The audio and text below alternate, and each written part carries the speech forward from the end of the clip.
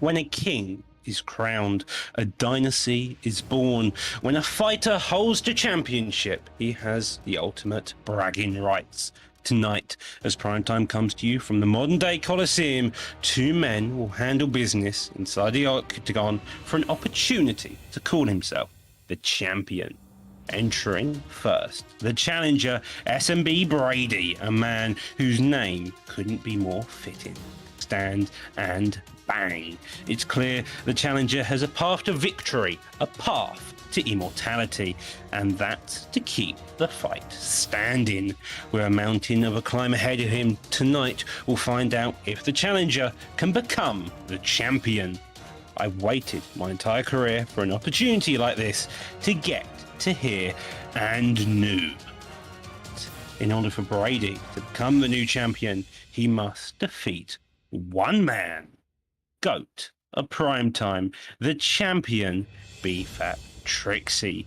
He goes by many names, but what Trixie is far more frightening than any of them. He is the Boogeyman, an eater of worlds, the destroyer of dreams, the man you don't want to be locked inside Satan's playground with, because that is where he calls home. With a wrestling background and a level of striking that built him into the biggest force the esports scene has seen today. Trixie is on the hunt, and he's hunting for prey. I'm the champion for a reason. I've earned my place among the greats. Now let's see if Brady's can earn his. So, with all that being said, and the light shining the brightest on Primetime Octagon, everyone strap in and get ready for war. Welcome to Primetime. What is going on, you beautiful bunch of savages? I am your host, Cyrus the Looney. This is Primetime 61. We have an historic card set up ahead of us, and calling all of that beautiful destruction that we have on display here this evening with me is going to be the one and only J-Dime TV, and of course, Mr. Humbledink in the booth. How are you doing, lads? Oh my god, I'm so excited to be back, Cyrus. It's Primetime 61 J-Time. Here we fucking go. We've got exciting fights from top to bottom all the way through this card, but it is headlined by BFAP Trixie versus Brady. J-Time, what are you feeling about this card? Man, forget the main event for right now. I'm looking forward to the EK Tadpole versus Luber, because they got a bit of history, Humble. I heard that Luber banned him from the ESFL. I don't know what that's about, Humble, but they're here right now to settle this. This ends the beef here. This match, Humble, this is gonna be a great one. Oh yeah, definitely. And you know, when you've got beef on the line, Cyrus, it's one of those things that it just makes it a bit juicy, you know what I mean? When you've got some history, when you've got some attention caused to you. These two have been building up to this fight for a long time, and we get to see it first tonight on the card. Yes, sir. Yes, sir. I had the matchmakers in the back sending me a couple of messages going, does this fight make sense? And I was like, hell yeah, bro, this fight makes all the sense in the world. Storylines, kind of built towards this, like I said, a lot of history. Kicking off the card in the right way, much like we did yesterday, right? Yesterday was a phenomenal card, top to bottom, a lot of action, kind of going back and forth on both sides of the table, very evenly matched as we come off the 2-week break that we had leading up to it. But we have that one to kick us off. Like you said, the main event, Trixie, S&B Brady, that fight, is the main event for a reason. Gold is on the line. Of course, S&B Brady feels like he's ready, feels like he's seen all the tape he needs on Trixie and has the answers to now get that Primetime gold. But all the way through this card, we're not going to go through each and every one of them because there's too many top quality fights to call out at this stage. You can see them right there in front of you. I think that about now, there, J-Dime, Mr. Humbledink, is the time that we're going to need to get ready and get into EK Tadpole making his debut for the EK camp. Is potentially his last camp. From what I hear, he seems to be finding himself at home there, and he's been training with some killers as always. And he needs to be ready for somebody like Luber. He's seen all that is within the scene, much like, we have called a lot of fights, done a lot of the things in the background for the likes of ESFL. So, this guy has seen all of the types of tricks that these opponents can bring to the table and has been putting the work in for this fight. We spoke about when there's, beef on the line, that can really propel you to the next level of your competitive play. Really getting yourself into that mindset, getting the reason to sharpen those skills and really take yourself to the next level there, Jake. Yeah, and every time there's beef, I always wonder what's the approach. Because if you approach the fight mad with your anger and you think about that, it's essentially you're fighting blind. So I want to know, will the beef affect their performance, or will they fight cool, calm, and collected like they should, Humble? Yeah, you've got to be calculated in there, and that's got to be part of it. And you know, these two are both experienced, and they're both around top players all the time as well. Tadpole especially is a top player, but he's around top players, which is more importantly what you want to be doing as an esports competitor. You want to be around the best because you pick up habits, you pick up certain techniques, little traits here and there. And that's exactly what we're seeing already, a bit of showmanship, Cyrus, and these two meet in the centre, and you can already tell there's some hate between these two. Yeah, 100%, man. These guys are calling each other out, much like Jorge Masvidal and Conor McGregor have been in some regard as well. And this is the fight to make. You know, these guys already all action. They're entertaining fighters. Maybe a little bit of beef between them two, but two of my favorite guys within the community for the action that they bring to the octagon and the work all round. As you can see right there, Luba coming in with some elbows and overhands here this evening, Jay. And Tadpole needs to be wary of that. Continue to attack the body, maintain that range. Yeah, I think if I'm Tadpole, I'll fight patient, because right now Masvidal's kind of throwing wild at times because he threw that overhand for no reason. He was just trying to knock him out there, Humble. Definitely. One thing I've noticed about Tadpole, used to be a former teammate of mine. We've had a few spars here with never, not much, but studying him through the prime time in different leagues like that as well, is he likes to throw the showy moves, the moves that are going to cost you a lot of stamina, and sometimes they're very put in a vulnerable position as well, so he's got to be super careful of kind of picking those sort of combinations and shots when he throws them. What we're seeing at the moment is Luba kind of throwing those moves, and when he sticks to the basics, he does really well, Cyrus. Nice. Jesus, pull elbow on pull elbow. Honestly, I feel like Luba's been playing with some guys who have given him what they feel to be keys to success. That spinning back fist from the lead hook seems to be part of it, and you can see some of that damage landing on Tadpole pretty beautifully. But as you said, Jay, those overhands may be going to catch him out because they seem to be coming out of nowhere, and too many of them are hitting air at this stage. Yeah, if I'm Tadpole, I'm being patient. I'm the patient one. Usually he's the flashy one, but he can take advantage. Look at his stamina. If he's patient, he's take advantage of that, Humble. Look at that head health though. His head health is he's getting caught with the odd shot, even though the stamina is kind of going down. It's a race between the stamina versus that head health at the moment between these two. And currently Luba's doing a good job of catching him here and there with big vulnerable shots. And Tadpole's got to avoid that. He's going to work that block. He's going to work that body. And you know, stick to the game plan, but at the same time, be a bit more evasive with the head movement. Yeah, this is honestly a bit more of a measured approach, as you were alluding to a moment ago from Tadpole, as he opens up with a flurry of 4 punches. Gets caught with 2 in return. Ooh. Jesus. Ooh, the overhand. Boiler said in the chat that Luba has been saying leading up to this one that he is out for blood, and Mr. Humble thinks that's exactly what he seems to be doing here this evening, trying to cut and knock his opponent all sorts of ways. Taunting in the middle as well, brother, which can be a little bit risky. Yeah, Jet Dami, it's one of your favourite sayings at the moment. He's beating him like he owes him money.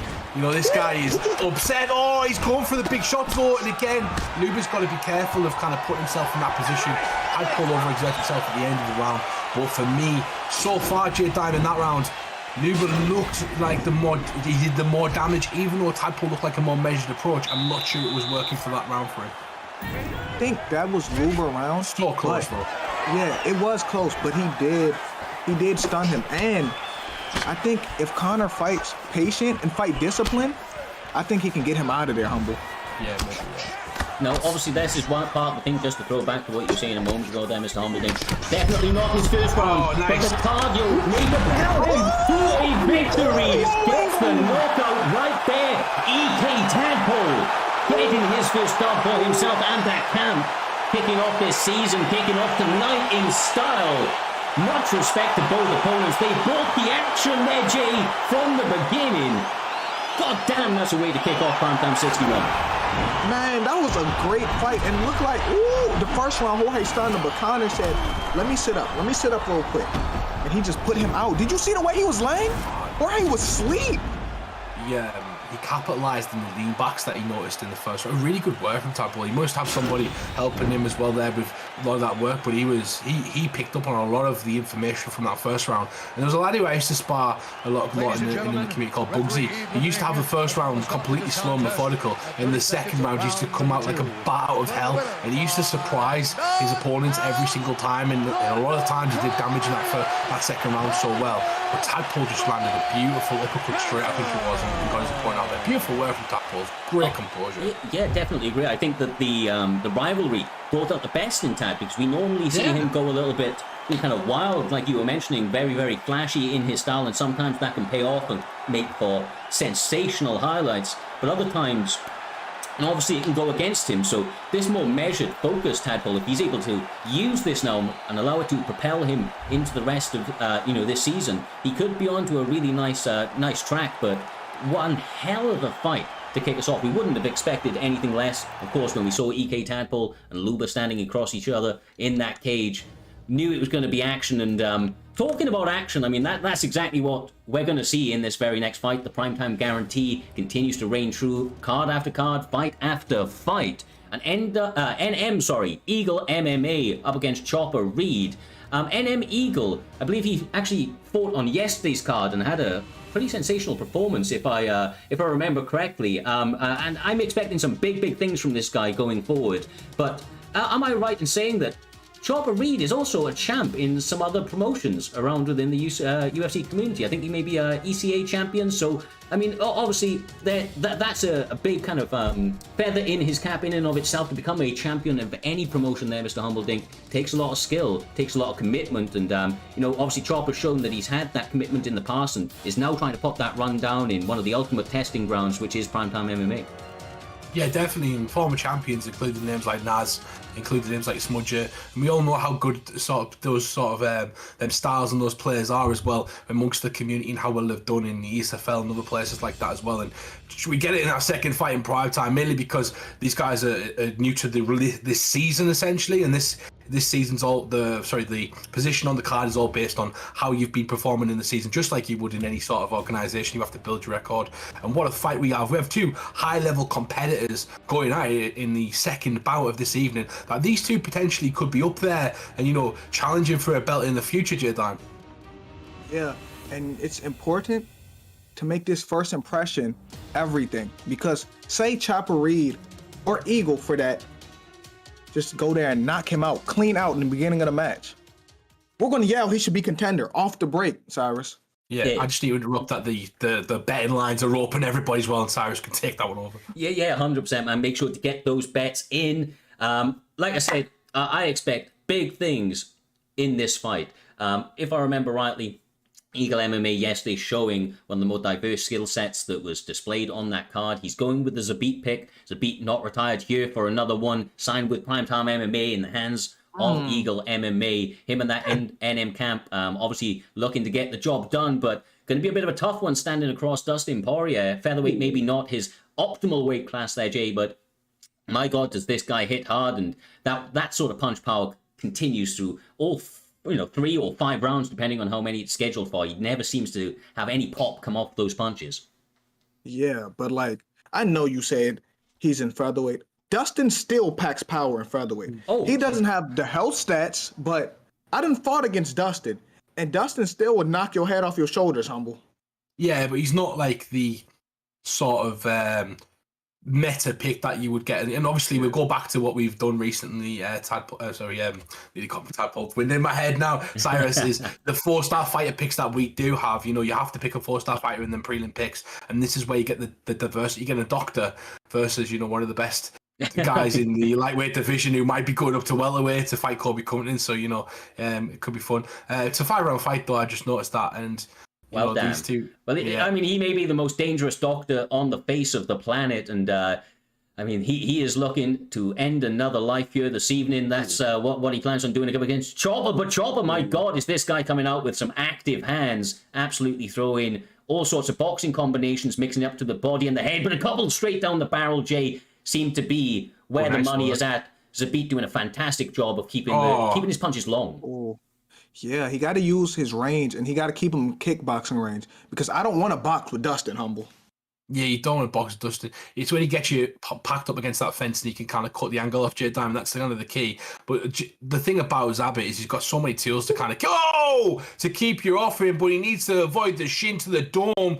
Obviously, as well, these guys need to finish the fight because it's 5-round fight. We're not going all 5 rounds, Cyrus. So, Jay Diamond, they've got to be on the button trying to kill each other through the entire 3 rounds here, and it looks like they are. Yeah, I don't expect this one to go to the judges. Don't want to curse it, of course, but the action would suggest that one of them will be going night-night very, very quickly. To be honest with you, they're using high, kind of high risk, high reward sort of techniques, really, really committing to their combinations, and that may be a little bit to do with the ping going into this one. It was a stable 305. A stable 305, Jay. A stable 305. Like, stable? Okay. Yeah. But nonetheless, this is a great fight so far, and we don't expect this to go 4-5. Someone's going to get put out their misery, Humble. Yeah, people don't understand the difference between a good ping and a spiky ping. So there's a difference massively. Like I play Brady and a few other guys with a 300, 400. Even Naveed, Game Kale, we've got 600, but we don't have any sort of problems whatsoever. Whereas somebody I can play on 70 and go into 60 and 80 and 90, they're going to spike. And this looks like it's smooth as hell at the moment. And these two shot lever at each other, and looks like Chopper Reed is starting to land big shots onto reverse as he goes for the teep there and just misses. But it's been great work from both guys so far, Cyrus. Yeah, and honestly, they're both committing pretty well to the kickboxing all round, kicks at the end of their combinations. And the thing I'm liking is everything is at the right range here, Jay. They're boxing at the correct distance, and then they're throwing the kicks as their opponent is exiting the pocket, like you saw right there. Nothing on the inside, not leaving themselves open for the big kick count. The big punch counters when you're kicking on the inside. Well, that's a great takedown. But this is a good round right now. And I think Zabit, for the most part, is doing a good job staying at the end of Dustin punches and not getting hit with the full brutal of the punches, Humble. Yeah, definitely. And somebody just asked in the chat, is the restrictions for these fights? There's certain submissions that are banned that we see as kind of overpowered sometimes, stuff like the rear naked choke and things like that. So these guys are told beforehand exactly which chokes and which sort of submissions are banned. Obviously, fighter picks as well. And a massive shout out to Boiler, one of the guys who does a fantastic job over the ESFL, who gave us a raid earlier on before we came on stream. We didn't get a chance to shout him out, but definitely go and give him a follow. I will put his link in the chat right now. That guy's extraordinary. But what a round, Cyrus, we just had right there. You can tell these two are high-level competitors to the maximum. Yeah, they're doing a really good job, man. I'm very, very intrigued to see how they can go. You can see why Chopper Reed is, being a champion of other promotions, either currently or in the past, and much the same. Like I said, Eagle MMA. This guy is somebody that is pretty highly touted, or at least in my mind. I mean, he came out last night and had a fantastic performance, and now he's getting a little bit loose with those kicks. Jay Dime getting a bit creative, and it seems to be working out for him. Yeah, and he threw that body kick just now in great range. He didn't throw it in boxing range, because if you throw that in boxing range, you may get killed by Dustin, Humble. Yeah, you might. That's the thing. That when you're kicking somebody, you want them to be moving backwards a lot of the times, unless you're throwing something down the middle and you obviously want to be coming into that kick. If you're throwing something for like a roundhouse kick, you often want them to just be stepping backwards as you throw that kick. If you get them while they're moving forwards, they can smother the kick, get in past the knee, and start to throw their boxing combinations where they're going to hurt you, Cyrus. Yeah, exactly right. My God, man, Zabit, there's a couple of things that he's doing right now on top of just the combinations as a whole, and that's, from my side, it's the feints, man. He's feinting kicks, he's feinting some of his jabs before he sets up combinations, and we've seen Chopper Reed now start to bite on a few of those because he's trying to anticipate it. He continues to go to the body, and his opponent continues to mirror it. A couple of block uppercut counters could be what the doctor ordered. Nice knee. Nice. He's doing a really good job of mixing up his attacks as well. He's just got a bit more variety than Chopper Reed at the moment. I really think Chopper Reed's struggling with that sort of what's coming next, Jay Dime, because there's a question mark every single time that he throws a shot at the moment, and Chopper Reed's struggling to get past that sort of initial stage. Yeah, and the range is giving Dustin a problem too. Zabit is fighting at a great range. He's at the end of those kicks. He's just whiffing them kicks. Because that range is beautiful, Cyrus. It really is, man. Distance management at its absolute finest. See Chopper Reed trying to do a couple of pulls. Of course, we cannot see Zabit's stamina at this current stage, but Chopper Reed approaching that midway mark, trying to get some body work off. And I mean, it just keeps going back and forth with it, brother. Both guys are going to be gasping for air in the near future if they're still alive, to be honest. Nice. This guy, this player on the left here, versus Airspeck, he is fantastic. You can tell he's a really good player. There's no easy fights in Primetime. We talk about it all the time, Cyrus. Every time you come into Primetime, there's different people from all over the world at different promotions. Like they come into Primetime and then you fight somebody else and they're a world-class striker or a world-class grappler as well. And you might not know them. Nice. I knew they would take the toll. Oh, he caught him though. He caught him big time. Yeah, that was a lovely catch and return. I mean, he got maybe even a little possum, right? Got injured but stay composed. Answering back with some head kicks. I mean, they continue to try and duck them, but they're not able to get all the way. The kneecap continues to connect to the side of the dome. Wisely catches that kick at the end of that round, which was well needed after so much body work going back and forth. But these guys really, really letting loose here, Jay. Kind of fighting like he owes him some money or something, like you said in the past. Just absolutely phenomenal pace, and they still have another round or two to get this done. Oh, well, another round to get this done, brother. 5 minutes scheduled in this one, although they do have 15 on the scorecard. One sniper maybe taking the shot if they get past this next 5 minutes, but with the amount of action coming their way, Humble, I don't expect them to last too much longer, brother. I'm not going to say anything because, I said that, and then, these two know they have to finish the fight. Like, I think Chopper Reed might be behind, so he needs to finish, in my opinion. And then for reverse, he's the one who was the person hosting the fight, and he did this last night as well, so he's got no excuse whatsoever. He needs a finish right now. And two great performances. If he can finish an ECA champion in Chopper Reed, he puts his name right out there to say, I'm beating top competition. I'm ready for some top competition in Primetime as well. And you might just get that next week and maybe a main card slot, Exactly right, brother. I mean, if you continue to put on sensational performances, barring the five round fights, right? Barring that, he is doing everything right. Did get caught right there. Almost lands that upwards elbow. Honestly, I like what I'm seeing from both guys. There's a reasonable amount of time left on this clock, and they are happy to empty the gas tank right now and live or die by that sword, J-Dime. You love to see it emptying it all over. Man, I just like the way Zabit is fighting. Like, it's a good fight, but I just like the pace he's fighting at. It's beautiful to watch right now, Humble. He's not really giving Chopper a chance to defend as well. Like, every time if Chopper goes to sidestep some of the straight attacks that he's throwing, he then throws the roundhouse shots, which then do maximum damage because Chopper's sidestepping into them. If Chopper tries to duck his head into something, he's going to the body with teeps and just little jabs here and there to drain the stamina. He's really struggling to get a read on Zabit at the moment. He's becoming a really good player. Goodness! He uses him. The chance to finish. Swaggy. Gets the deny as well, and not going to push the finish. He's going to try and get his opponent back up to the cage. The checks the leg kick. He is all over that. I don't think Dustin has a lot in the gas tank as a problem, but he still has the power in his hands. Right, why do I talk? Right when I say that, Cyrus. Oh, he's got no stamina. He's got a minute left to try and finish. Both guys have got a minute left to try and finish the fight. I do not know what we're going to do if it goes. We can't go past the third, so this is it. You've got to try to get the guy out of there. Knee to the body again. Continues the jab. Walks in on this one, Jay. It could be it. No. He ducks it. Body shot. Chopper. Chopper's got nothing left in the gas tank. Nothing left. He gets it down. Chopper can't finish him. It's 30 seconds. We're not going to see some ground and pound. No, he got stack on.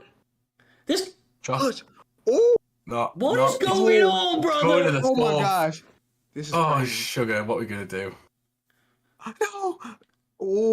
Well, thank you so much to the guy who just subscribed as well. You appreciate you, brother. But this has been a classic fight that we wish could have been a decision for, Cyrus. But yes, sir. One of them just needs to get bow and front kicked in the face right now, so we can see what the judges scored. Yeah, if one guy can get purposely knocked out, then we can see a scorecard. So we need a purpose knockout. Someone get purposely knocked out. If you're listening, we need a purpose knockout. Bro, this is exactly what happened yesterday, bro. This is exactly what happened yesterday. I'm finished early in the You're allowed to get. It's okay if you get finished now. It does not matter. It's about. It does not matter right now if you get finished. Just let the fight finish. Just let them finish. All we need. It's a 3-round fight, Tokum. Woo!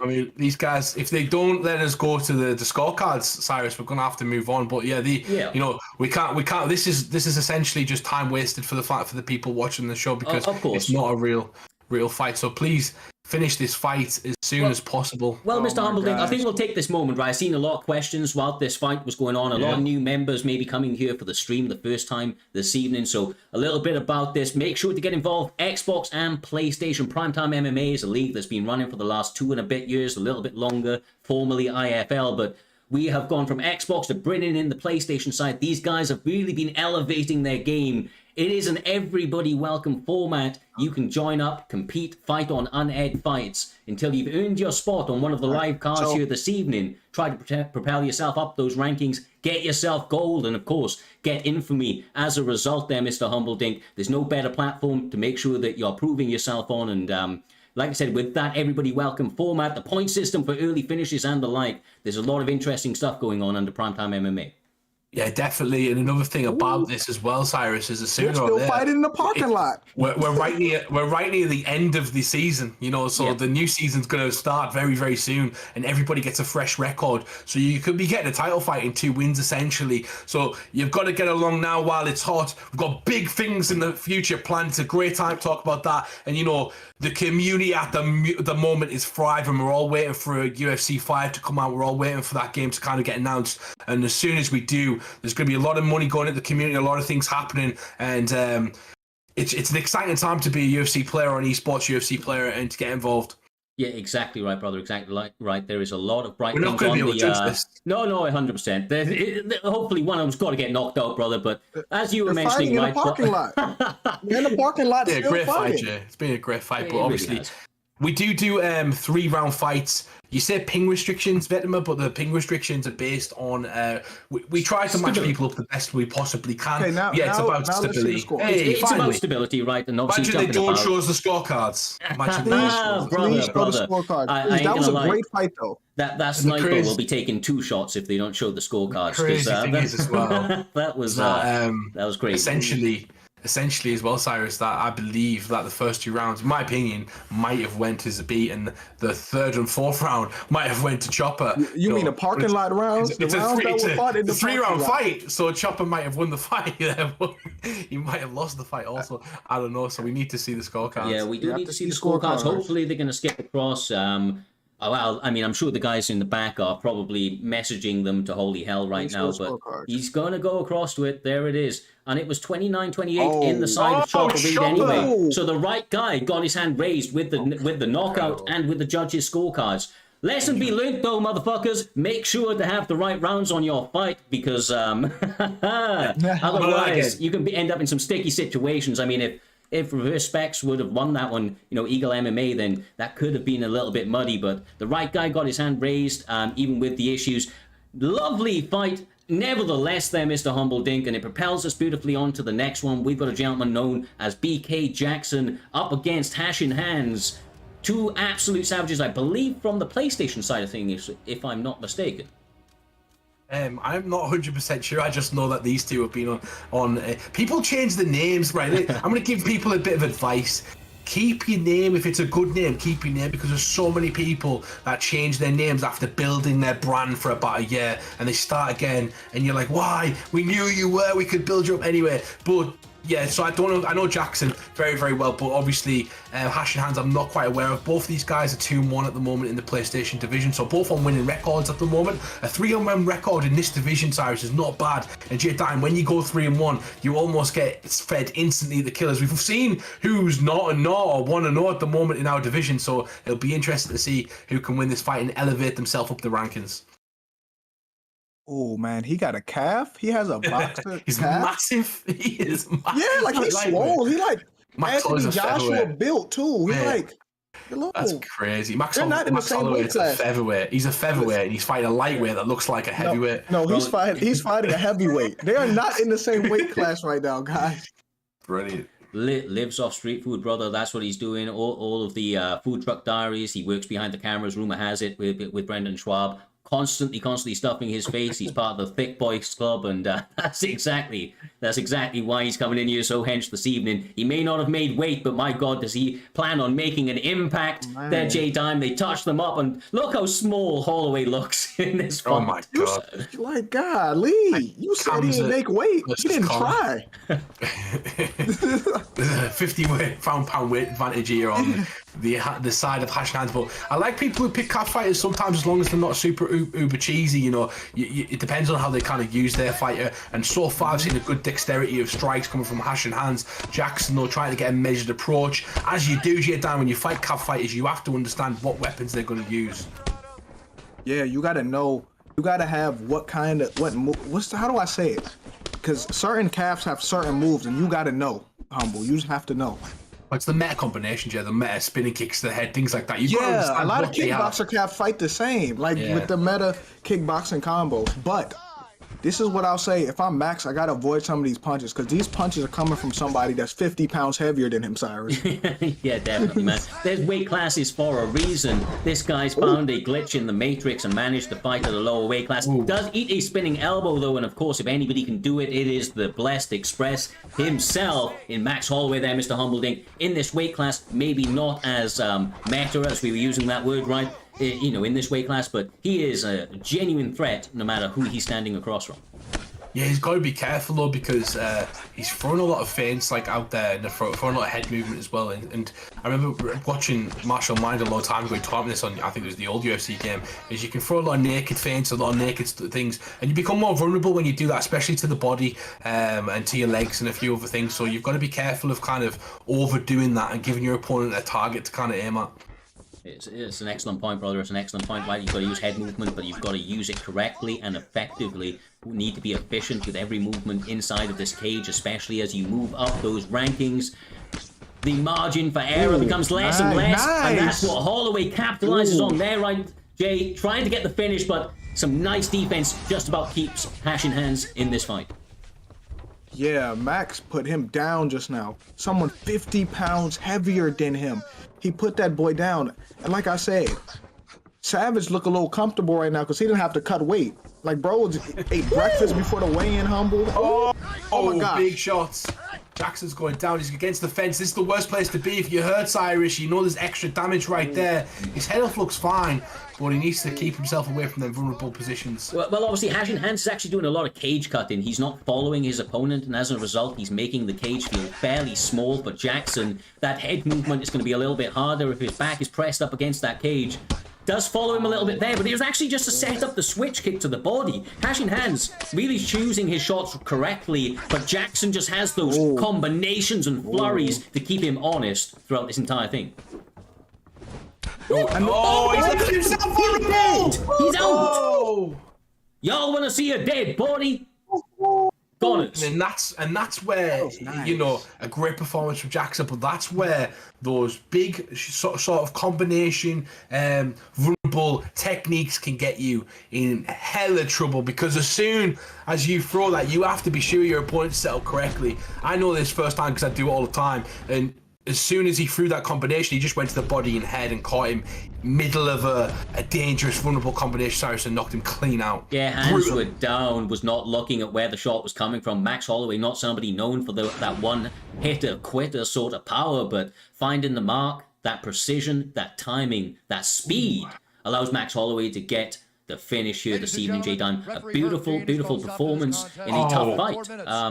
Credit where credit is due. Everybody bringing the action here this evening. We said it many, many times. That primetime guarantee continues to deliver, brother. Listen to me. Felt like he threw that wild kick because he thought the round was, you know what I'm saying? It's the end of the round. I can just fit this in. But when you do something like that, especially if you miss a head kick, it's over. Because you're vulnerable at that point. Yeah. And he broke that body down and it was over. Jay, sorry to cut you off. He seemed like he was in control of that fight as well with a lot of his shots. He was doing really good cage work. He was moving really well. He seemed like he was doing a fantastic job of kind of keeping his opponent where he needed them to be. And then just one one miscalculated move can get you knocked out, and that's exactly what it's like in these divisions. You need to be careful at all costs. And Jackson moves to 3-1 at the moment. I believe he was former TMM as well. And just a quick one, the betting line was 98% to Hashan. 2% of people, or one person, put some money on Jackson, and that guy is profiting. So if you want to get your bets on today, guys, when we have the bets going, get involved, because you can win some of them channel points, and it is fantastic to do so. But next fight, let me just jump into this one. We have the former PlayStation champion, LW Deagle Fly, is going to be taking on BFAP Jakey. Jakey's had 16 fights this season, Cyrus. Absolutely veteran of the game. He's got a positive winning record as well. I think he's ranked number 8th or number 9th at the moment, I believe. And Deagle Fly's moved over to Xbox. He wants that belt. He wants that champion. He wants to fight Trixie. Deagle Fly, potentially one of the most entertaining champions that you are about to see kind of in history. He's a guy that always brings the action. He always goes with, kind of, even in the title fights, he went with fabled picks like Robbie Lawler, which I already have the information that he seems to be picking here this evening, unless he kind of finangles us and changes it up last minute. But like you said, brother, differences between PlayStation and Xbox, right? And Jakey B is a true veteran of the scene. We have had this guy around since the early IFL days, I believe, before we, kind of reformed into Primetime MMA a year or so back. And the guy has been putting in the work with the BFAT boys for a long time. The current champion Trixie, the likes of Slick that we saw put on a fantastic performance against KM Caliber yesterday. And he's a guy that's really, really diversified his skill set there, Humble. He really has not only become a grappler, a predominantly heavy grappler that really kind of grinds on his opponents and grounds them out, but he now has the hands to go along with it, and that maybe is what he's looking to showcase here this evening with the Jared Cannonier pick. Yeah, J-Time, you've watched my fight against Deagle Fly when he was kind of coming up, and people weren't quite sure exactly what he was going to do. I've got a quick emergency. I'll be 2 seconds, guys. I'll come back. Not a problem there at all, Mr. Humbledink. Me and J-Dam will take this one forward for the moment, brother. Now, like I said, Deagle Fly, right? He's fought. And I think you've even called these fights, bro. He fought as Robbie Lawler in his championship fights. This isn't an out there pick for him. He's aware of what Robbie Lawler brings to the table, and that's going to play really, really massively in terms of his confidence level and his comfortability going across onto this Xbox side. Yeah, I'm going to tell you why. Because it is not about the wand. It's about the wizard holding the wand. That's why he's so comfortable picking Robbie Lawler, because that's his guy, Cyrus. Exactly right, brother. Exactly right. Does have to be a little bit careful, though. Jakey B seems to be starting this fight out quickly. A lovely little slip off into the lead hook from Robbie Lawler. Connects flushly. The head movement seems to be well timed from the former champion, but he does get caught with the lead up there, Mr. Humbledink. Sat down, and the up kick of doom allows him to get back to his feet relatively quickly. Yeah, and I was about to say it before it actually happened, and one thing that I do with the likes of Yo Romero, Jared Cannonier, Ngannou, a lot of these guys with high power, but they're not very quick, essentially. They don't have a lot of dexterity in their strikes as well. I'm very patient. You've got to be very patient, because one shot from Cannonier can knock your opponent out, whereas Lawler needs to build that up. He needs to hurt his opponent a few times. He can still put you out of there, but it's that power that's real difference in this fight, and the Eagle Fly's got to be careful of that, J-Time. Yeah, I'm going to tell you the difference in Jared Cannonier power. He has gotten knockouts in heavyweight, light heavyweight, and middleweight. That's a different type of power that Robbie Lawler don't want to get hit with, Cyrus. Yeah, and already he's got caught a couple of times. You saw that head health and the block blinking from Deagle Fly, trying to utilize his jab to get a bit of range, but he's taking pictures here, Mr. Humbledink, getting caught with a couple, not exiting quickly enough. Whoa. And as a result, gets into the clinch and hip toss by Jakey B, now implementing some of that fabled grappling that we've seen from him in the past. He's also going to be able to work on the block here, especially from this position. He's going to try and elbow the block, and there's only two sort of ways you can move with Deagle Fly, and he manages to get out into side control. Not much better when you get an elbow in the face from Jared Cannonier. And there's one thing I was going to say, Jared Cannonier as well, J-Time. He's like the opposite of Anthony Johnson, Rumble Johnson. Anthony Johnson went up from lightweight, I think it was, all the way to heavyweight. Welterweight. And he's gone the opposite way. He's gone exactly, I think, he's welterweight because he fought Josh Koscheck. Yeah, you're right. So he's gone the opposite way, and he's moving down the weight classes. It's crazy. He's the anti-Rumble Johnson. He's literally the opposite. And hold on, I got to give Jakey his flowers. I forgot about this. People forget a few prime times back, He had a down-to-the-wire fight against his teammate Trixie for the title. Yeah. And he fought really well. People don't give him his flowers for that, Cyrus. Yeah, no, honestly, Jakey does not get the credit that he is definitely earned over the years fighting in Primetime MMA, ESFL, and the other top-level promotions within the community. This guy is as veteran-savvy as they come there, Mr. Humbledink. And, you know, we're seeing him now use Jared Cannonier in a grappling exchange, but in a very, very intelligent way. Jared's not known for his grappling, but he's getting the job done efficiently, effectively, capitalizing on making sure he's got a stamina advantage, block advantage, all-around health advantage. It's the way to take the fight away from somebody that obviously had his confidence high coming across this Xbox side. Yeah, definitely, and you know, we've got to talk about certain things amongst this game at the moment, as well as a lot of people, like we just took a break for a long time. A lot of people take breaks from this game, and that could be a case of anybody in this community. Sometimes you need a break from this game, you know, to keep sane at times. But end of the day, poor preparation equals piss poor performance sometimes. So you've got to kind of prepare yourself for these fights, have the spars, and be amongst it every single day, essentially, if you want to be a top competitor, because you can come in and have them one-off performances that you don't usually have, or you come in with a lack of will or lack of knowledge amongst what's been going on, what's been getting used recently.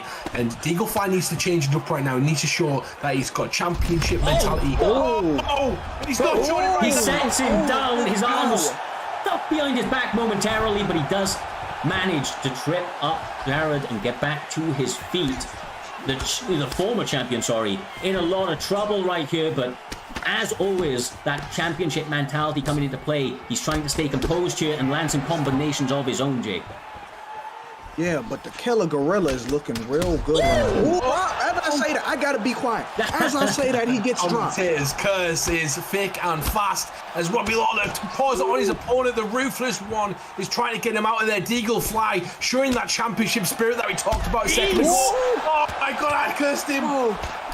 Living or dying by the sword, utilizing excellent head movement, Humbledick. I don't know how he survived that, but just about evaded each and every shot coming his way. Jakey B with a bit of frustration there. You can see him kind of feinting a shot, trying to draw a reaction out of his opponent, but he missed about 5 or 6 big shots thrown at his opponent. But this is a fantastic fight so far, Dan. These two are knocking each other left, right, and center. Oh my goodness! Man, this is a banger. Ooh, what will Robbie do? I think Robbie should take his time. Don't rush to finish.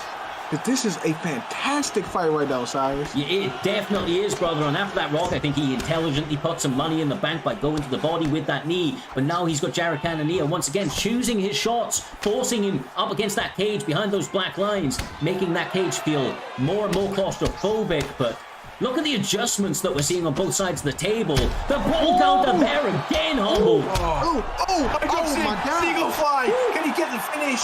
How has he come back from where he was at the start of this round? He was getting Jakey B is at the end. He punching him. Oh my gosh, he keeps punching the dude, bro. I was about to say he punched him like he punched you. This is the 4th fight on the card, ladies and gentlemen. We have a former champion versus a top 10 guy in the Xbox division, currently a 2-0, versus someone who's got a big placement and he wants that place off him. Deagle Fly fighting for his life right now, and it's just been an absolute war, Cyrus. Oh my God, bro. The amount of rocks, the amount of stuns, and all-around savagery that we're seeing across the last 9 minutes of this fight has been absolutely fantastic. There is potentially another 5 minutes, 50 seconds left on this fight. But I don't expect this one to go to the judges, but be done right here, right now.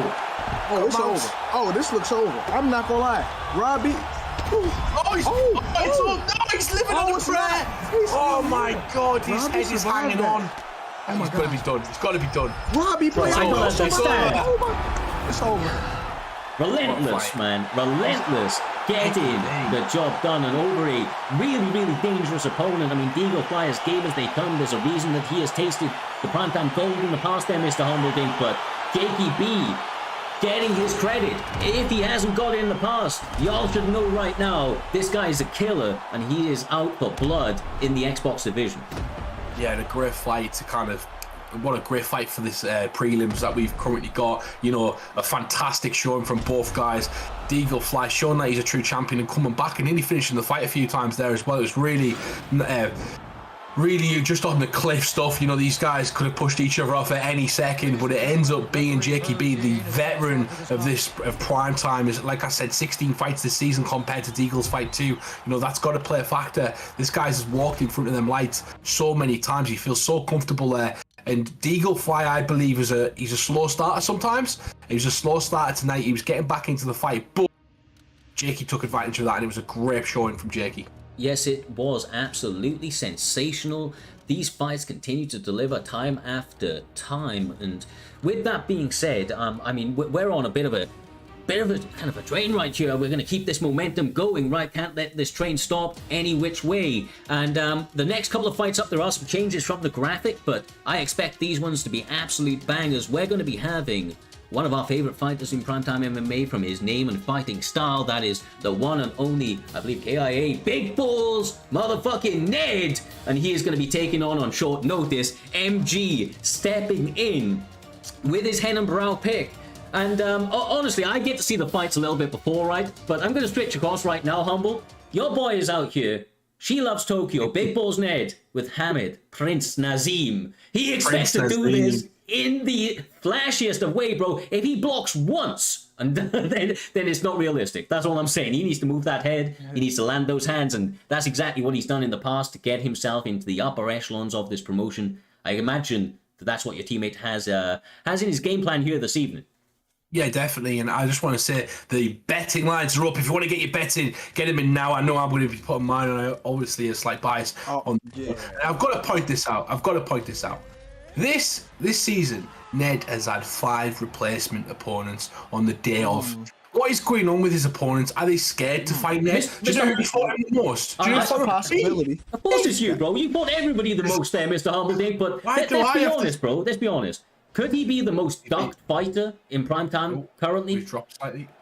Dropped slightly on the graphics, Cyrus, just so you're aware. I'm not sure what's happened there. But yeah, I believe Ned's, I think Ned's got a certain style that people don't essentially like to fight. And, sometimes, he beat me 3 times in Primetime, even though he's a teammate, we spar all the time. He's beat me where it matters every single time. And he's a tough fighter to fight. I hate saying that, but he's a tough fighter to fight. And fair play to MG stepping up on short notice, J Diamond taking that. Sometimes the pressure's off when you do so. Yeah, but I've never seen Prince Nassim Hamed throw a kick in my life. Like, I'm confused right now, guys. Bro, he's an athletic guy. You've seen the way that he enters and exits the cage. It's always with style. And I think that if that man puts his mind to any sort of striking art, he will be able to master it, especially during his heyday. And that's what Prince Nazim is here this evening. He is in his heyday. Prime Prince Nazim against Prime Hennenbrow. These two guys, I mean, let's be honest, some of the most entertaining striking that you would have seen over the history of combat sports. Oh, Prince Nassim Hamed, he has learned MMA.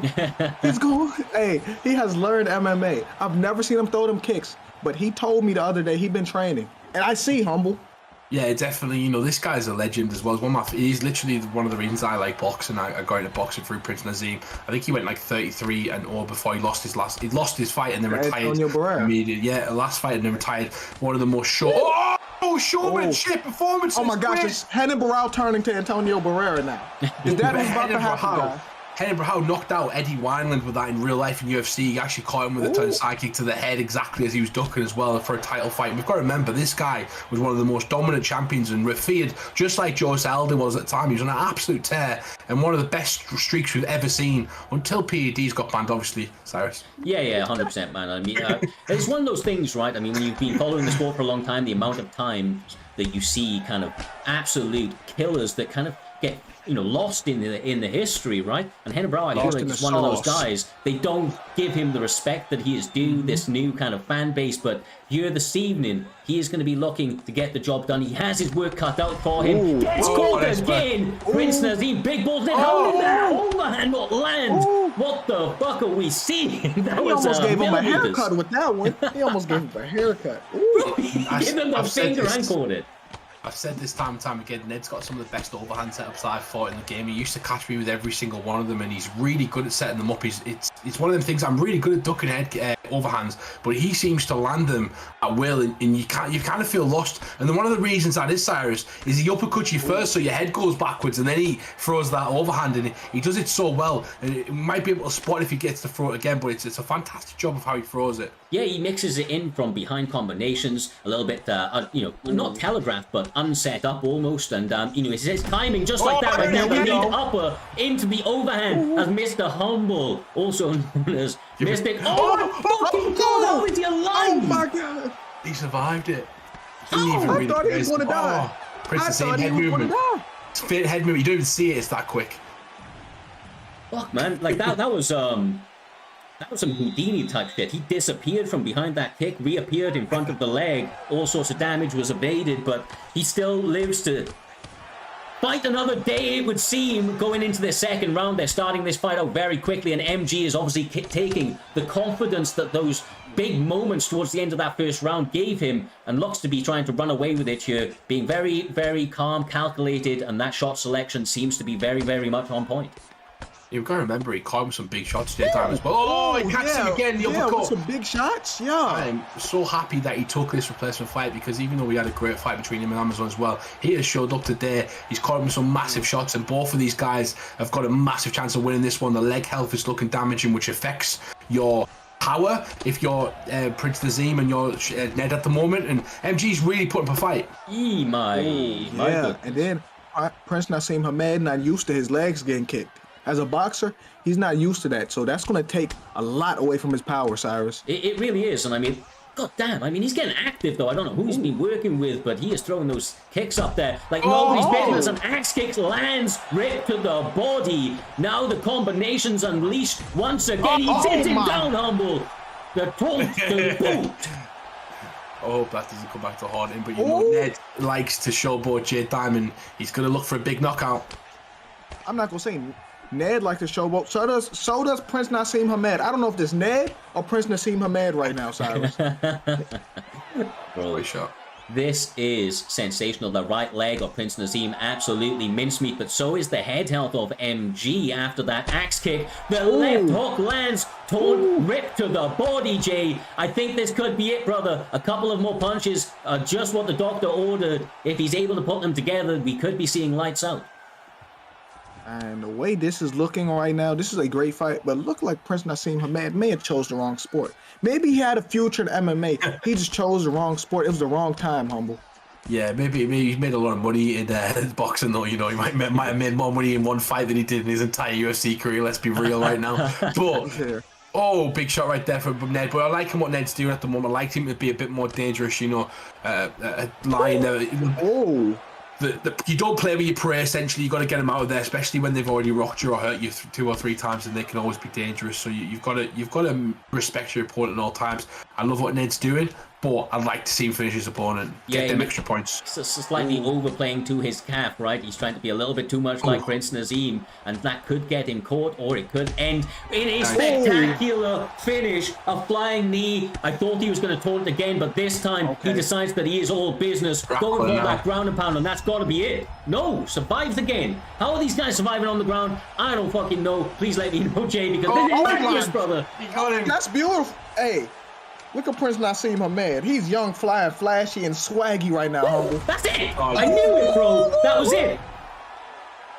Ned got lucky with that last one. That guy threw something right there, because he was about to lose them extra points he would get usually to, you get more points for a knockout earlier in the fight. The second round, you get a few more, and obviously that third round as well. But beautiful look at that. The celebration spinning on his head. The spin of Rooney with a little pause at the end, Cyrus. Beautiful work. Yeah, I was going to say during the fight, it looks like he's been training a little bit of capoeira, and that was displayed at the end of the fight. Some beautiful spins, excellent little bit of dancing, or whatever that was, I don't know, but creative, entertaining, and athletic there, Jay. I said at the beginning, an athletic dude, and fully on display here this evening with every single thing that he brought to the table.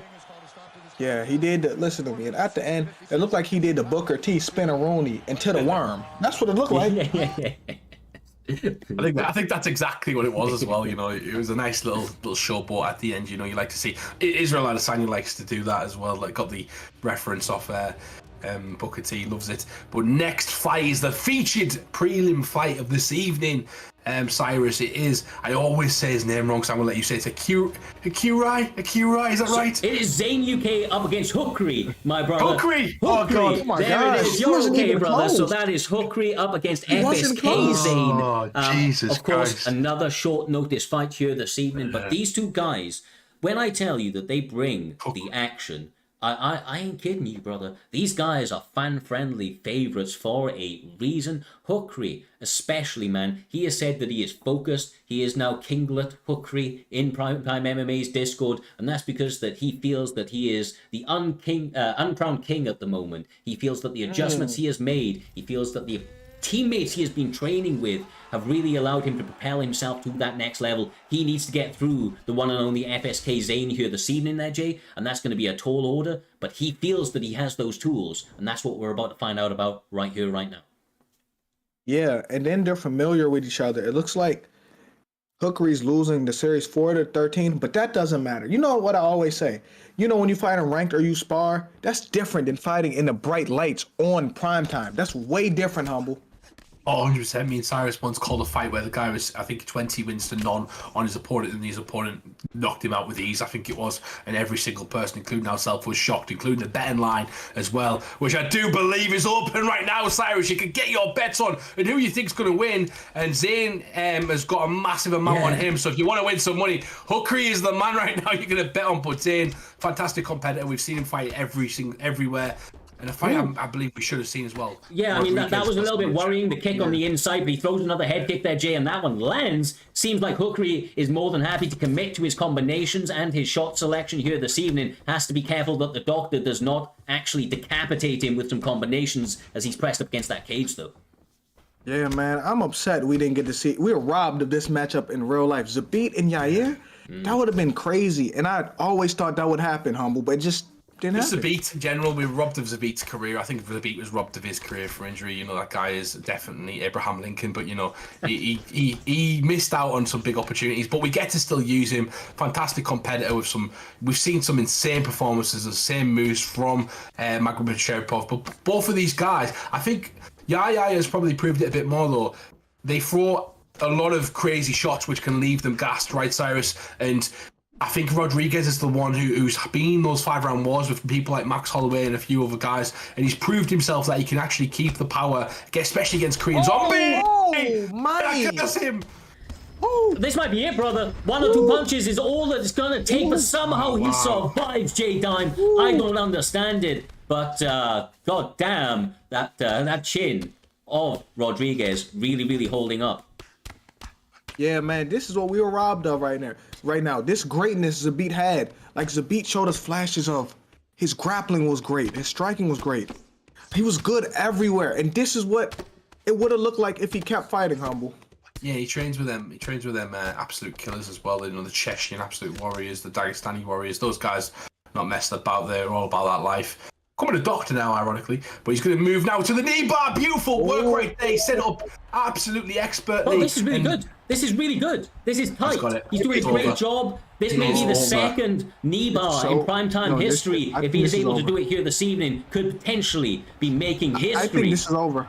Oh, he's going to get the leverage as well. If you look at where the space is behind him at the moment, he's going to have leverage to pull backwards right now, extend his legs out, and snap that leg and put pressure on the knee. It is so close. Way to get out of it. Way to get out. Yaya Rodriguez gets out of it, and he is still alive. Hookery with some fight left in him. Maybe some damage, though, J-Dime. He got really close to hurting that leg. You don't know how much damage it would have caused on the game to actually hurt that leg. I believe it should have caused some at least. Oh, yeah, I agree. And that was a hell of a round. I thought Zabit was going to get him out of there. That was a beautiful rolling knee bar.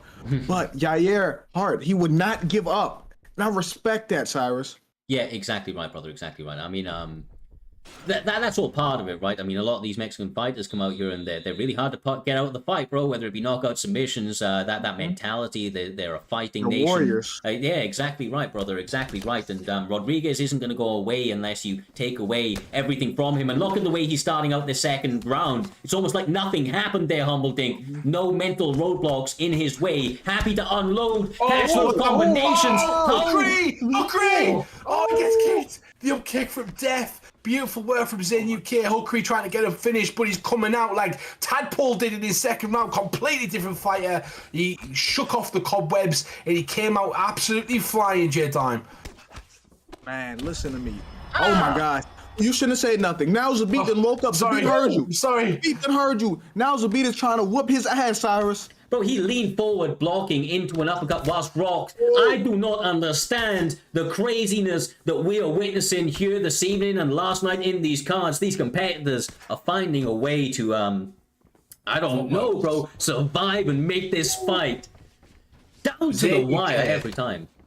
Sorry, Cyrus. Zayn UK's footwork is absolutely astonishing. Like, if you watch his feet, he cuts off his opponent so well. He's constantly keeping his opponent on the back foot. And when you think he's in range to kind of strike, he's just outside of range. And that's his biggest asset, his biggest tool, apart from his combination striking, is his footwork. His footwork is absolutely fantastic. Watch this guy if you want to get better. Ooh.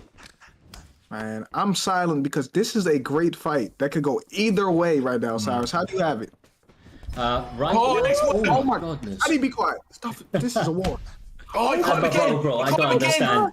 How are they Oh, surviving? How is this happening? Oh, and it's takedown defense. Bro, the amount of Okay, damage. down. The amount of He's gonna damage there, Humble. He's going to go for, oh, he misses the submission. That would have caused an absolute hellacious submission attempt there because he had no stamina left whatsoever. I don't know how he blocked that, Cyrus. Yeah, honestly, I don't understand the amount of damage that's being put out there, how any one of these guys is still standing. But now, Zabit Magomed Sharipov taking the fight to the mat.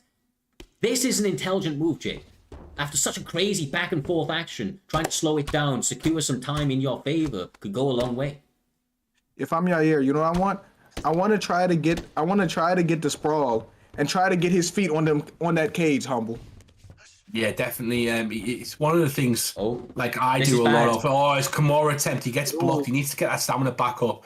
You know, Yeah. he needs to be careful. It's a risk here because he needs to move. He can't keep taking head damage. But this is a better position right now. He's got an option to kind of go left if he needs to and put Zayn UK in a position where he has to defend the get up, which is a lot quicker, a lot faster. But Zayn UK gets up himself. Yeah, because once you get them, Drops him. what is going on? This is insane. This Bro, fight, it may be over. Oh, I mean, how is he even still cognizant enough to throw that up kick? I don't understand what I'm witnessing, brother. These guys must be fighting on pure autopilot right now because there's no way to take that many shots to the dome and still be completely there in that moment, J-Dime. I'm feeling the reverberations through the game. It is almost breaking my screen out here. That honestly, the damage is second to none. These guys are fighting like everything is on the line, and quite honestly, it is, man. The pressure is up, and that's what Hookery is trying to take away from his opponent, the opportunity to continue on this winning path. nope. Oh my god, he's got it. Oh my gosh. Oh, he's literally. Like Dana White how is he promised coming him a belt. back? How is they coming back every single time? I think he's done. These two guys are showing why they are the featured prelim fight. And and people think that's a bad thing sometimes, Cyrus. You know, you get these slots and people think, oh, that's a bit disrespect. Sean O'Malley's the featured prelim fight against Pedro Munoz. Oh my God. Oh, what a combination! What a combination! Hookery gets the where's one Hookery? Sorry, Zayn UK gets the win in the third round. It's beautiful work, Cyrus. Absolutely great fight, dog fight to the maximum, and to the last bite there. Zayn UK gets the win. It was a beautiful, beautiful fight. Yeah, I mean, Kind of honestly, worked out. sensational, brother. Sensational. Almost lost for words. That knockout, absolutely picturesque. The uppercut perfectly timed, caught his opponent. He'd done it a couple of times through the fight, but like we said, that heart of Rodriguez, that chin, allowed him to continue later into that fight, give him some fantastic opportunities to come back, which he almost fully capitalized on. But FSK Zayn, proving all of his supporters right here this evening, getting another W in his favor and dethroning what was touted to be one of the future champions, at least by his own takings, in Kinglet Hookery. But I expect to see him back better than ever. That was a crazy fight. Could have gone either way, Jay. When you're leaving it all in the cage like that, you know, you zig when you zag, right? And sometimes you get caught. Man, I don't know about y'all, but that may have been the best fight I seen today. There was a lot of good fights. Yeah, I agree. That was the best fight I seen.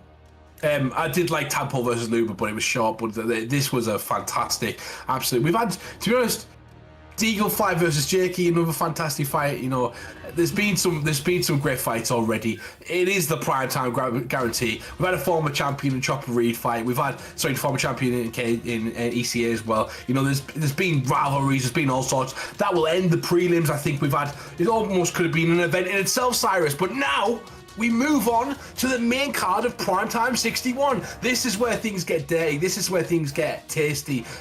Some of these top-level ranked guys in our divisions are going to be putting it on the line tonight, and it is headlined by Trixie versus BFAP Trixie versus SNB Brady. It's going to be an incredible fight and a co-main event of Dirty Dave versus Mixup as well. What a card we have in store for these fans. Man, all I'm saying is I'm just excited. I'm lost for words, bro, because I'm just looking at this card right now. I see Dirty Dave versus Mix-Ups. I haven't seen Mix-Ups fight in a while. I see rank 2 as well. Dirty Dave rank 2, 9-2 versus Mix-Ups rank 3. How can you get better than that for a corner main event? You know, J-Time, that's a fantastic fight. You got Trixie 14-4 versus Brady, who's ranked number 4 at the moment with 7-3. It's such a great fight. And then Grains is undefeated versus Pug. You know, that's going to be a fantastic fight. Blackout is undefeated versus Moolah. That's going to be a fantastic fight. I cannot wait to get this card started. It's going to be an absolutely insane one, J-Time. But is there any fights on the card apart from the main and co-main event that you're looking forward to? I'm trying to think. There's so many good ones. Like, I don't want to just pinpoint one. Like, this is a stacked main event. The prelims were even stacked, Humble. Like, there was no bad fights, Humble. So it's hard for me to just pick one, Humble.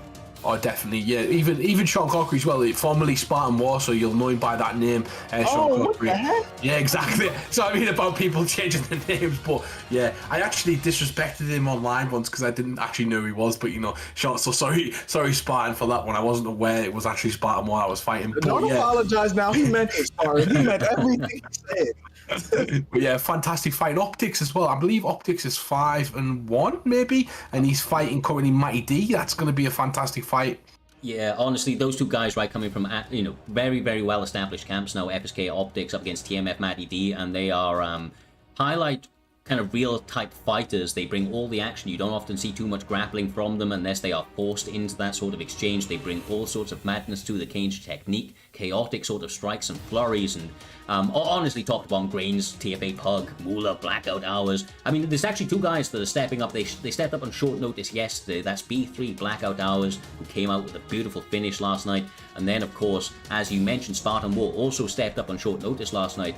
Got his hand raised. So I am more than hyped for this fight, and I think that we have given it enough building up to. This is the fight. They are ready. Jose Aldo. Now, of course, 4.5 and 5-star fighters are available here, Mr. Humbledink, to throw it back to you, my man. That's going to really allow them to fully open up their diverse skill sets, really capitalize on some of the additional attributes that come with those picks. And obviously, we've already had sensational kind of paces being set to each of these fights, but with those additional attributes comes the ability to get those finishes and push the pace that little bit more.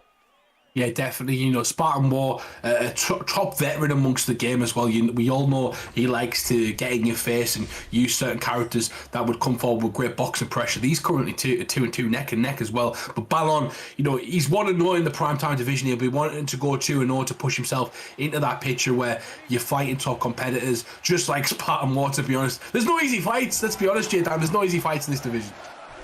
It's not. That's what makes it so great. You're fighting nothing but killers, so you see how good you really are, Cyrus. Exactly right, brother. Exactly right. And iron sharpens iron. Pressure creates diamonds. This everybody welcome format allows you to fight everybody from the unknowns to the who's who within the community, and really allow yourself to become from one of those unknowns to one of the most highly touted prospects in this community. And these guys have the opportunity to get their name known, kicking off the main card with some absolutely hellacious flurries already. The combinations are being let fly, Jay. I mean, this is a pace that is going to be tough to keep up, brother. Yeah, like, this is a great fight already. I was going to say, if I'm up front, I'm going to keep that 5-star jab on him, but they're in the pocket trading, Humble. Yeah, definitely. He's doing a really good job. I'm watching Spartan War, Sean Corkery, currently using a lot more kicks than I'm used to him seeing. Actually, in most of his fights, I usually see him a lot more boxing combination, boxing heavy. He's actually fighting somebody in Ballon who's, using a boxer type of thing. We've seen how this fight went in real life as well, and it went in the favour of Aldo, but he's got to watch his head health throughout this. He can't sacrifice damaging other parts of the body just for his head health to keep going down and depleting, J-Dime. Yeah, and Jose Aldo ain't throwing many leg kicks right now. Leg kicks. Oh. Yeah, I think he's getting a little bit concerned with the flurries and the combinations coming from Rob Font. They are absolutely picturesque at the moment there, Humbledink. Everything landing, but he almost gets spin kicked straight to the dome with max vulnerability. What is going on, man? Something's in the water here this evening, Primetime 61. The action continues, my man. Nice work, goes back to the legs. Yeah, this is, for me, Sean's got to be careful. He's kind of rushing into shots right now. He's getting caught with 4 pieces and 3 pieces. He's a better player than that, He's got to be careful of that, and he's got to really concentrate on those leg kicks.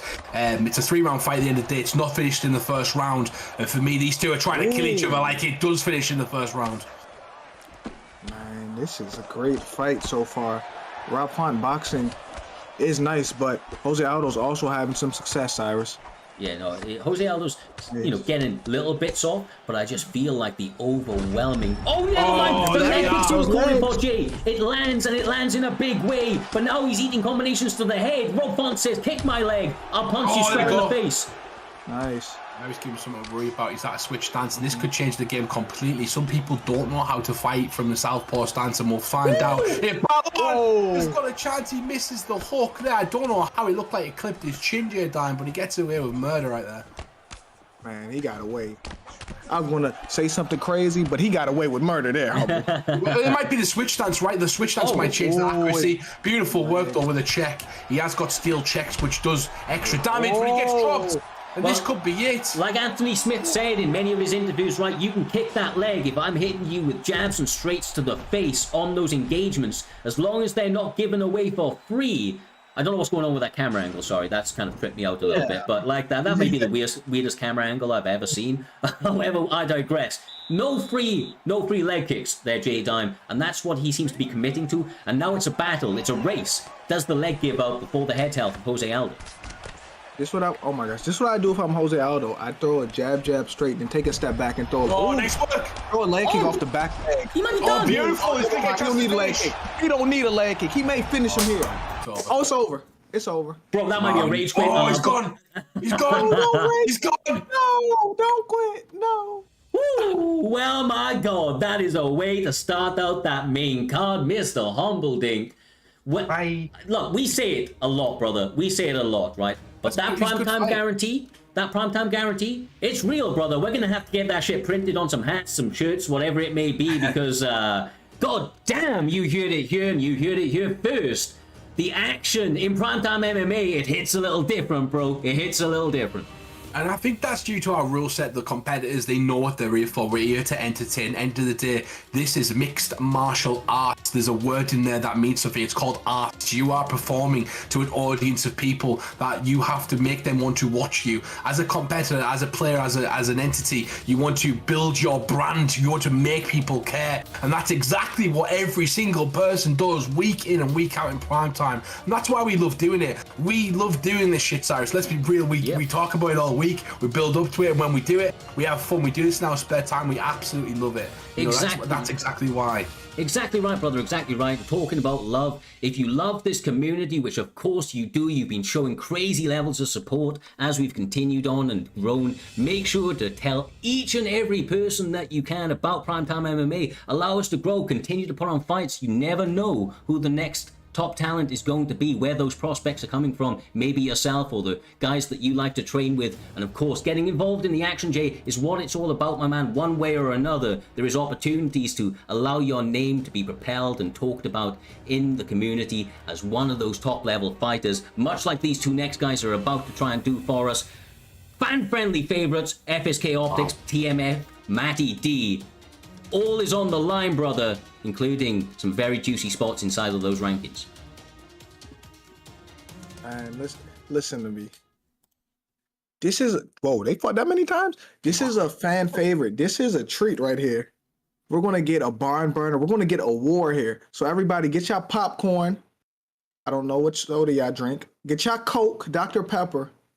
I've literally got a Dr. Pepper right in front of me right now. But yeah, I knew someone had a Dr. Pepper. I just want to say to Balon as well. I know we talked about the rage quit in the last fight, but Balon looked fantastic in that fight, and we'd love to see him back as well.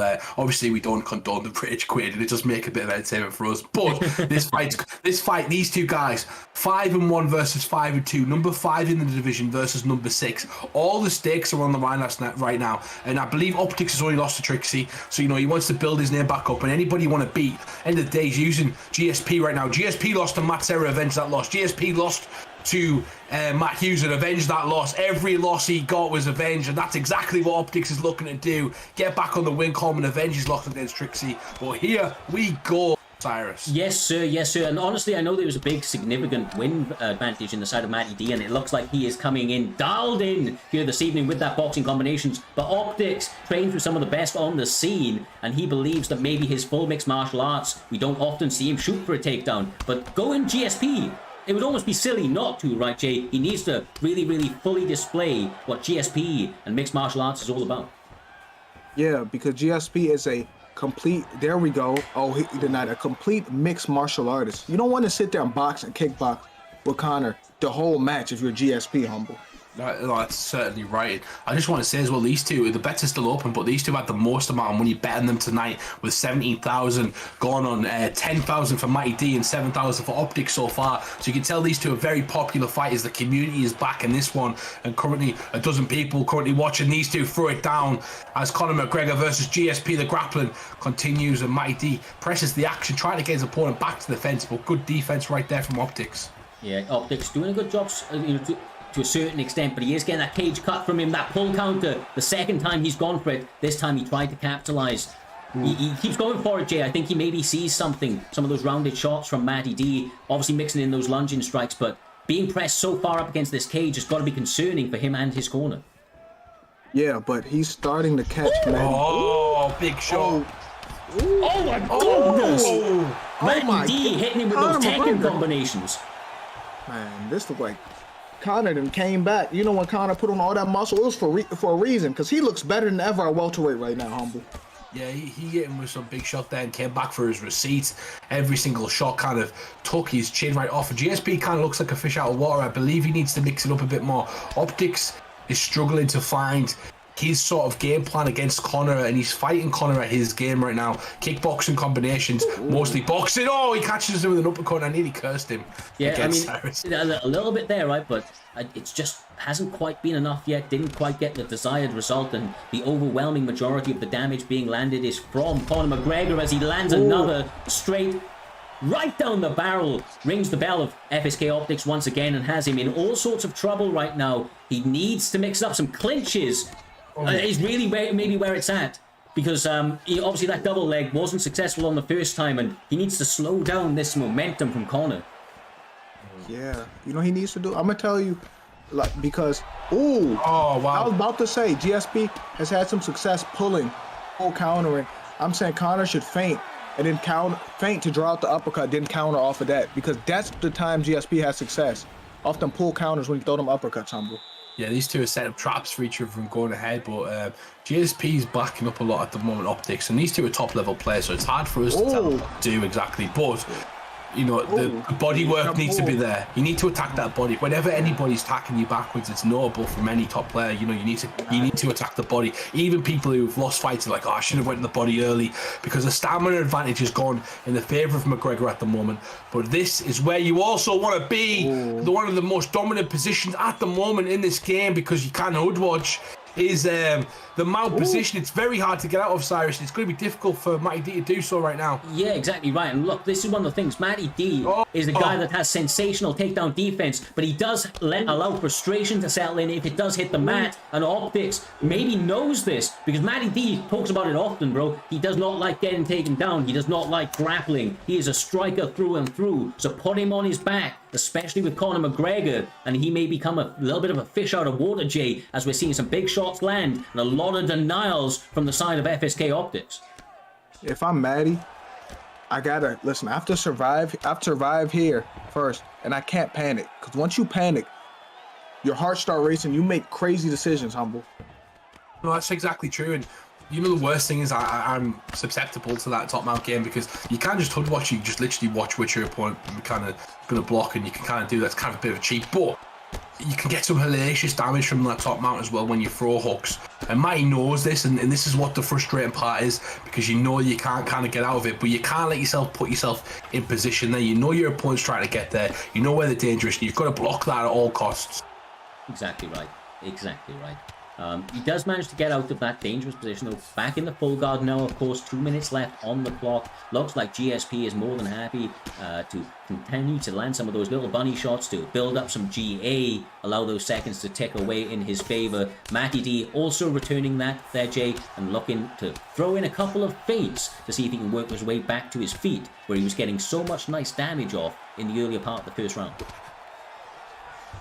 Oh, yeah, he's going to sweep him. He's going to sweep him.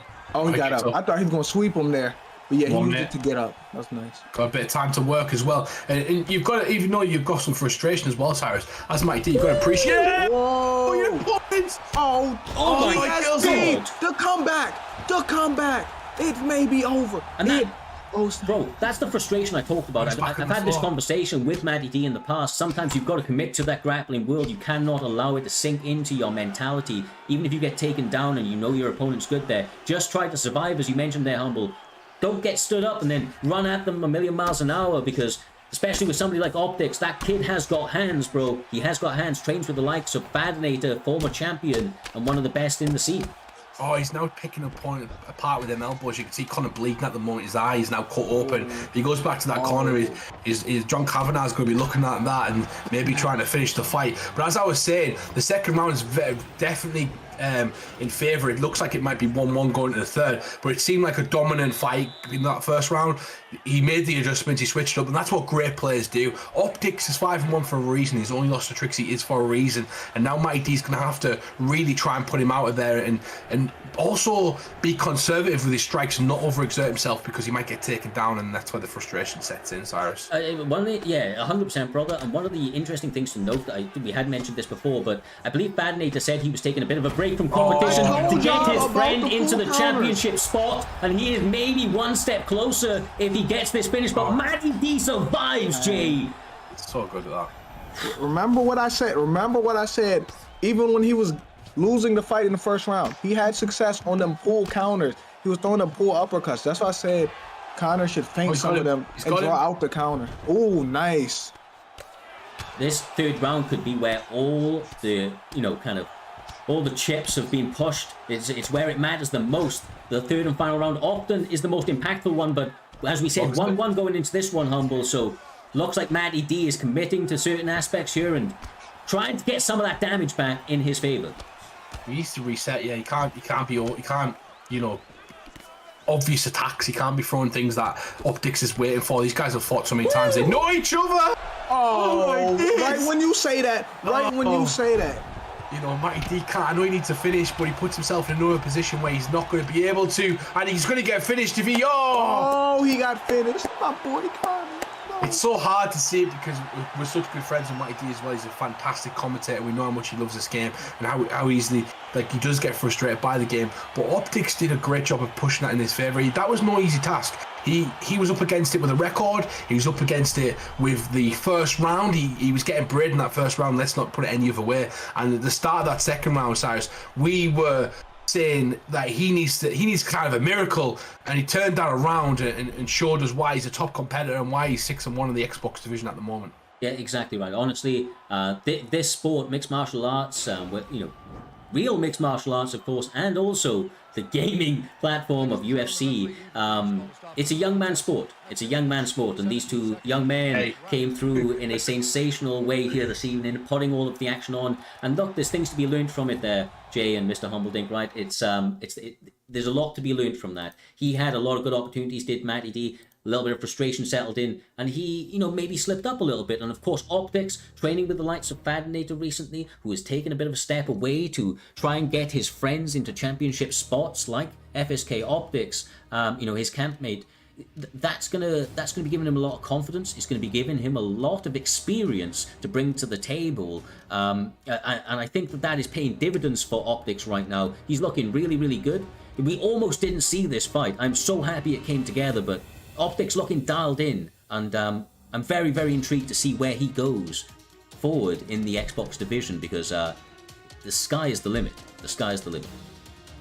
Oh, I gotta agree, J-Time. You know, this guy, you can see, I talk about it the most. The one thing you'll ever hear me talk about as a commentator, as someone who's been around this game for a long time, is watching these high-level dudes. It's the adjustments that each of these guys make. It's what the champion and what the main guy in this division, and Trixie, does the best. You know, he is, for me, the king at making adjustments during fights, and that's what the best players do. They read their opponent, they come out the second round or third round, fourth round, fifth round, and they look like a different player. Yeah, exactly. He made a great adjustment. He made that adjustment early too, when he was getting the time when he was facing McGregor, when he was flurrying, when Conor was just doing whatever he wanted.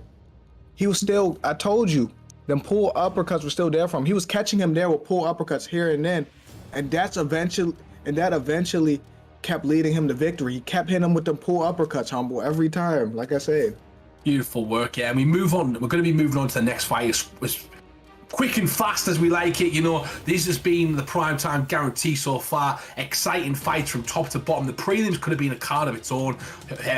You know, the fights we've had so far have been fantastic, but we're about to get our very own Tyson Blackout Hours. His fights, he's 3-0 currently in the primetime division. None of his fights have gone out the first round, Tyrus. He's finished every single fight in the first round. He's fighting a veteran in Moolah. We know how good Moolah can be. We know how tricky. He's caused problems for people who we've just seen fight in the past, and we know exactly how he can kind of exert a fight and make it tricky for a fighter like Blackout. Yeah, exactly right. But if Blackout gets out to this first round, that will be something in and of itself. Moolah, being the veteran that he is, has a lot of tools at his disposal, but he's going to need to implement that against the B3 standout that is Blackout Hours. This guy right here, not only is he not got out of the first round, we are getting it fact checked at the moment, but he may potentially have the fastest knockout in primetime history currently. He came out short notice, stepped up last night, and got a knockout. I think it was 53 or 57 seconds. I mean, this guy came up. Not even a minute? Yeah, not even a minute, brother. Like, I mean, they barely touched gloves, and that man was face down on the canvas. So I expect this fight to start quickly, bro. To start quickly. With all of that being said, they are ready. 5-star fighters are on the table. Nick Diaz from Blackout Hours up against Israel Adesanya. Mullah's normally got a little bit of grappling mixed in there, Humble. Am I mistaken? I'm surprised to see the Adesanya pick out of him. Oh, he's a great striker, though, and he likes to use a lot of the, well, some people like to call it spammy stuff, but you know, the knees. The moves that make Adesanya champ, the deep kicks to the body, the knees to the body, the unorthodox sort of strikes straight down the middle that are going to impact your pressure coming forward. It's a great idea against a boxer, but you've got to not miss a step. Like I said earlier on, when you're throwing kicks, you're throwing round kicks, you want your opponent to be moving away. When you're throwing kicks down the middle, you want your opponent to be coming straight into you and kind of set that up as well. But you have to use your hands to make this work. You can't just be throwing kicks and singular kicks throughout it, because eventually Nick Diaz might get around one of those and land some big boxer combinations on your guard, J-Dime. Yeah, I agree with you 100%. But they got quite a record. They are really familiar with each other, 55 and 25. But like I say, none of the matches matter. This is the one that matters, Cyrus. God damn. Sorry, just a little bit. Swift Trixie. He's fighting later on this evening. Won 17,000 on that last fight, betting on FSK Optics. So he recognizes the danger that kid brings, and I just wanted to point that out as we start out this fight. Like I said, do not blink when B3 Blackout Hours or Moolah are stepping inside this octagon. Definitely, betting lines are still open for these guys. You've got about 20-30 seconds to put your bets on these two. Currently, Blackout has got all of the money on him. It'll be interesting to see if any, them guys who like to bet on the underdog and win loads of money. It's been a few tonight. If they go for the underdog in Moolah, especially with the better fighter as well. Sometimes, J-Dime, you might be a great fighter, but if you fight against somebody, for instance, I've got a really good Sean O'Malley pick. If you fight against my Sean O'Malley, it's not like fighting against other fighters. I fight differently. It's a different sort of fight you're going to be going against. And sometimes people put this. Blackout is in the cage. B3, you just got bullied. That's what he's trying once again here this evening. This pace is crazy as the one and only Bane steps into the chat, man. Appreciating the action as always. I miss Ben.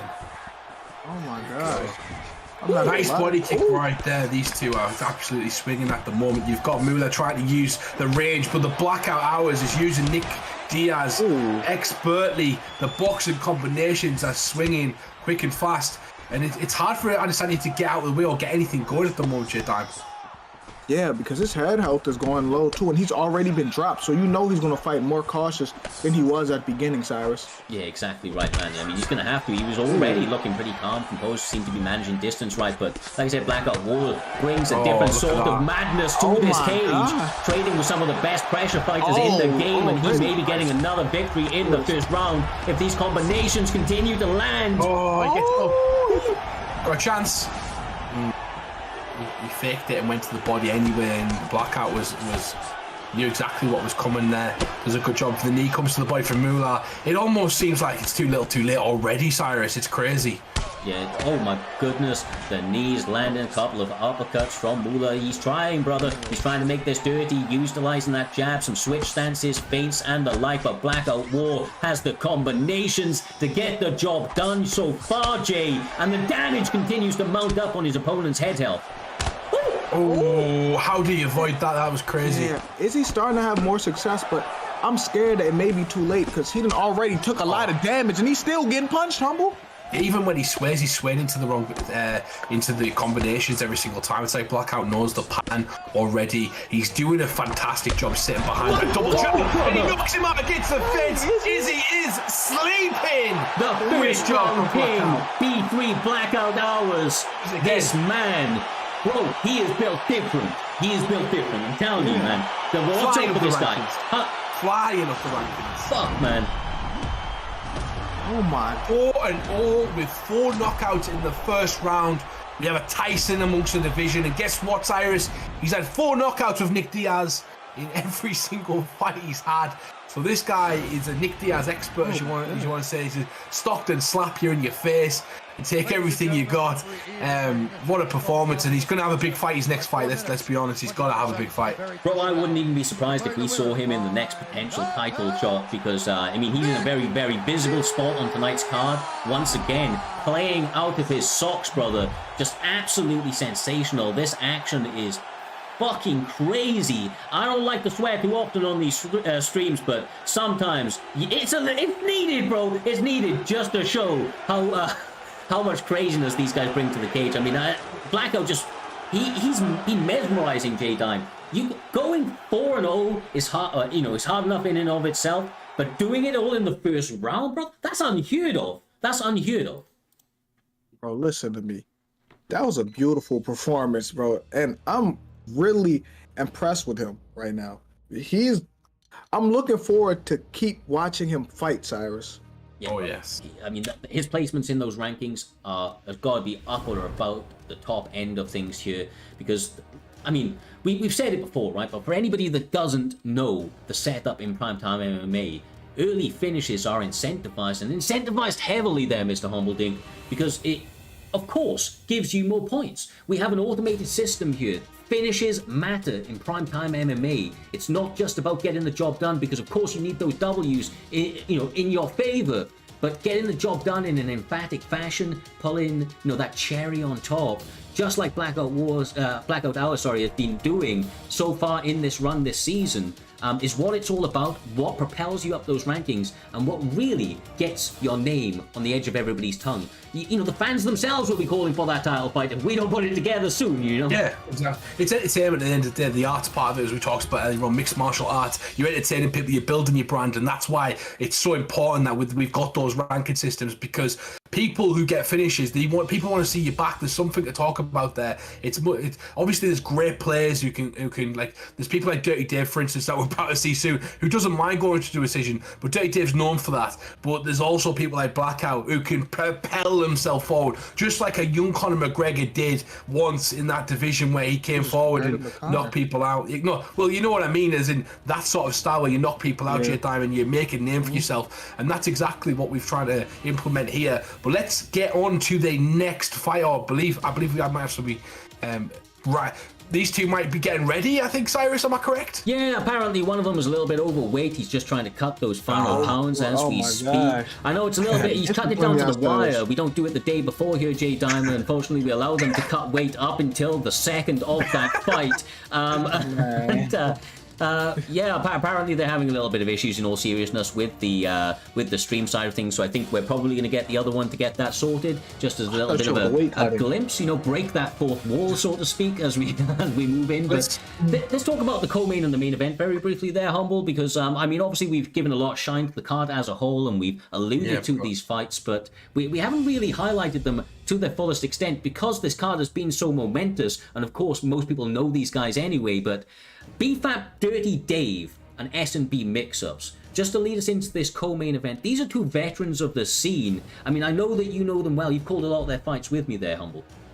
Yeah, 100%, and you've got virtually a number one contender fight almost, apart from big highlights that you might see come forward. It's number 2 versus number 3. Dirty Dave, currently 92 ranked, had some fantastic finishes. I believe his loss is to the champion as well, So when you've got a loss to the champion, you're now training with, by the way, you're now working with every single day, you're now gaining extra knowledge about that person, and Dirty Dave is one of those people who likes to pick apart his opponents. He likes to break down different things and learn from his opponents as well. He's a real veteran of the game. He's fighting somebody who does something very similar, which is why it's such an interesting fight in S&B Mix-Ups, who's currently ranked number 3. So number 2 versus number 3, co-main event of Primetime. How can you get much better than that, Jay Time? You said that to me earlier. You cannot get much better than that, bro. You get Dirty Dave versus Mix-Ups. Then you got his teammate Trixie versus SNB Brady. It's almost like a camp war right now, Humble. Yeah, it's right in the mid two, co-main and main event, and you don't know how it's going to affect you as well. Sometimes when you're close to another camp member, when your camp member loses, it can affect you, especially in real life in the UFC. If we're comparing it to that, you watch your campmate get brutally knocked out, it can change your mindset going into a fight. It's all about mental warfare, and confidence is key, Cyrus. Exactly right. And I will say that the S&B boys, they have had their confidence at an all-time high. The BFAP camp is a very, very established camp, especially with the likes of, one of the longest reigning champions in the promotion's history in BFAP Trixie, now regaining that gold and trying to make another crazy run in this, I think it's 3rd season on the Xbox side of things. But the S&B boys, their confidence has been brimming. I've seen some things going back and forth in the chat. Some people were throwing some shade towards the new camp, as always happens when new camps are formed, and they all came out and said, wait until you see, you wait until you see us on top, because that's what's coming. We are not EK's little brothers or whatever it may be. These guys are their own camp with their own talent, and they are looking to showcase that, and they have been doing so, which is why you find the likes of Brady in this main event, Mix-Ups in the co-main event, because they're entertaining fighters. They get the W's, and they have earned every single second or opportunity that has been awarded to them in those fights. And just to go to the main event, of course, BFAP Trixie. What could we say about this guy? Venom Invitational champion, Primetime champion, ESFL, I think, former champion or current champion. Just absolutely, the accolades are never ending with BFAP Trixie. He now has another killer knocking at the door there, Humbledink. And, obviously S&B Brady, he's been around the block for quite a long time. I think, was he previously one of your teammates? S&B was not, but let's talk about Trixie as well. He flew over to the ESFL Invitational, in Las Vegas. His mum took him over there. So this guy's dedicated. Unfortunately, fought on they all have to fight on the PlayStation side, which is obviously a slight disadvantage from fighting on your usual console, and got knocked out by a top competitor and a multiple-time ESFL champion in Suave Jamie there. And another thing about we can note as well, Cyrus, is we don't talk too much about other leagues, but the camp strategy from ESFL at the moment as well is going to change the game in the sense of how much much it means to lose to people in other leagues, because people like SMB want to represent that team. It means so much more to now when you've got a top league like the ESFL doing a team-based format exactly as they go forward. So it does mean absolutely everything to win in these leagues and put your name forward and prove yourself as a top camp to lure in top competitors every single time you fight. Yeah, build storylines, right? And that's one of the beautiful things within this community. A lot of the, like ourselves, ESFL, we're partnered and the like. There's a number of other promotions, that we have worked with, like BFL and so on over the years, Aggro and the likes. And the whole kind of community does tend to support each other quite a lot. For a lot of guys that like to throw a lot of tough fighting talk out there, and there can sometimes be bad blood going into fights. The community as a whole continues to pool together, and that's what's made this game, at least in my humble opinion, continue to thrive and do as well as it has to this date. And this sky is the limit, brother. Sky is the limit. This is only the beginning. And talking of beginnings, we are moving on to the beginning of this fight. It is going to be the one and only Grains up against TFA Pug. All weight has been cut, and they are ready and raring for action. Finally. The weight has been cut. I think we did a fantastic job building all these fights right there, but we didn't actually build this fight. It's Grains 3-0, that's ranked currently number 11 versus Pug, who's ranked currently 7 with 6-3. Grains is looking to stay undefeated with his record going to 4-0, and he's looking to take out Pug doing so. We know Pug, we know what he likes to do. He will mix it up if he needs to, and Pug's one of those fighters. He's gritty, he will get in your face, he'll throw crazy techniques when he needs to, but at the same time, sometimes, like Mighty D, you can be sometimes frustrated, Cyrus, and that's something that Grains is going to try and capitalize on. Yeah, exactly right. But I will say that, like you say, Grains is a guy that does, quite honestly, really, really excel in those positions that you were talking about there, Humble. Trying to, get his opponents out of their comfort zone and capitalizing on some of their frustrations. He will take the fight absolutely anywhere that he sees is fit. On the side of the Pug, this man has a beautiful jab, one of the better jabs in the UFC 4 community when he's able to utilize it, which he's going to definitely try to do here this evening with Rob Font. But he also has an absolutely phenomenal top game that I don't expect to see here, but... No, that's in the back of me, never mind! Oh, already? Oh! He's trying to kill him! Oh, jeez. Why does Jose Aldo keep getting better with age? How is this even possible, Humble? He got caught right at the button there, right there. And I'll tell you exactly, age is a fine wine sometimes. You've got to look after yourself. You've got to keep dedicated, and you've got to stick to your guns. Jose Aldo, for me, is one of the greatest competitors of all time, period, because he's still doing it at a high level right now. And look at that right now. He's killing! And the Pug drops him. What a fight we've got in our hands, Cyrus. Yeah, the Pug answers back in a big way. Lands a couple of consecutive shots to the straight down the barrel after the jab J-Dime, and he is now trying to go for that finish. Decides to separate, brother. Get back to the feet where the best work has been done. Yeah, oh my gosh, listen to me. So Jose Aldo, after he dropped him, he got undisciplined and he let Rob Font take advantage. Now, Rob Font, he's going to end this fight too. I'm not going to lie to you. Now he's he gets him with a slip counter again, and these shots down the middle, he's got to be careful throwing these shots down the middle, pardon me, because he's getting countered every single time. We do freeze for a second, he doesn't get a counter right there. I was expecting a knockout, but it comes back in the center of the octagon. Nobody really taking control and utilizing that footwork, Cyrus. Yeah, this is, there it is, the double leg. Not expecting that from Grains, but as we mentioned, J-Dime, he is a man that is more than willing to take the fight every single which way. We know how dangerous Pug is on the mat, but he's normally a guy that likes to be in the top control positions, of course. Doing a good job of defending so far, though. Nice. That's nice. Yeah, Rob Font was looking really good for the second half of this round, and he needed that takedown. Jose needed that badly, Humble. Yeah, and that's what, he made an adjustment where he needed to, but at the moment, Pug looking really good, sticking to his guns and sticking on top. He's not just trying to disengage from the fight, and I like that about some fighters. I do it sometimes. You've got to prove a point on the floor. If you're getting taken down and you really want to be on the feet, you've sometimes got to show your opponent that you're also good on the floor, that you can also grapple with them, and if you need to, you'll keep on top and waste some time yourself as well, try and see out that round, essentially. Oh, the pull counter, but the straight continues to connect. Honestly, the jab and the straight of Rob Font is absolutely phenomenal. The Pug gets the job done again. Decapitates Grains up against that cage line. J-Dime finds a way to get the damage mounted, and once again gets another W in that win column. Yeah, but if I'm Grains, that was his first loss. I wouldn't even be mad. I'd go to a drawing board, learn what I did wrong, because he got undisciplined. After he stunned him, he got undisciplined. Let Rob Font get that stun, and once after that stun, just steamrolling right through him, Humble. Yeah, I'd agree with that. You know, he was doing so well in that first round. You could see the skill and the ability there. And Pug's just a veteran savvy sort of player that's able to, like Cyrus said, his jab was fantastic. He was throwing a really good rhythm combination. So a lot of people switch up the rhythm when they're fighting. It's like a dance, right? You're throwing a 1-2-3. Your opponent expects you to fire back. And he was throwing 1-2-3, pause, and then jabbing at the end, just with a little slightly pause, which was completely throwing his opponent off, which was beautiful timing, beautiful working, beautiful rhythm switching on his opponent. Great work from Pug.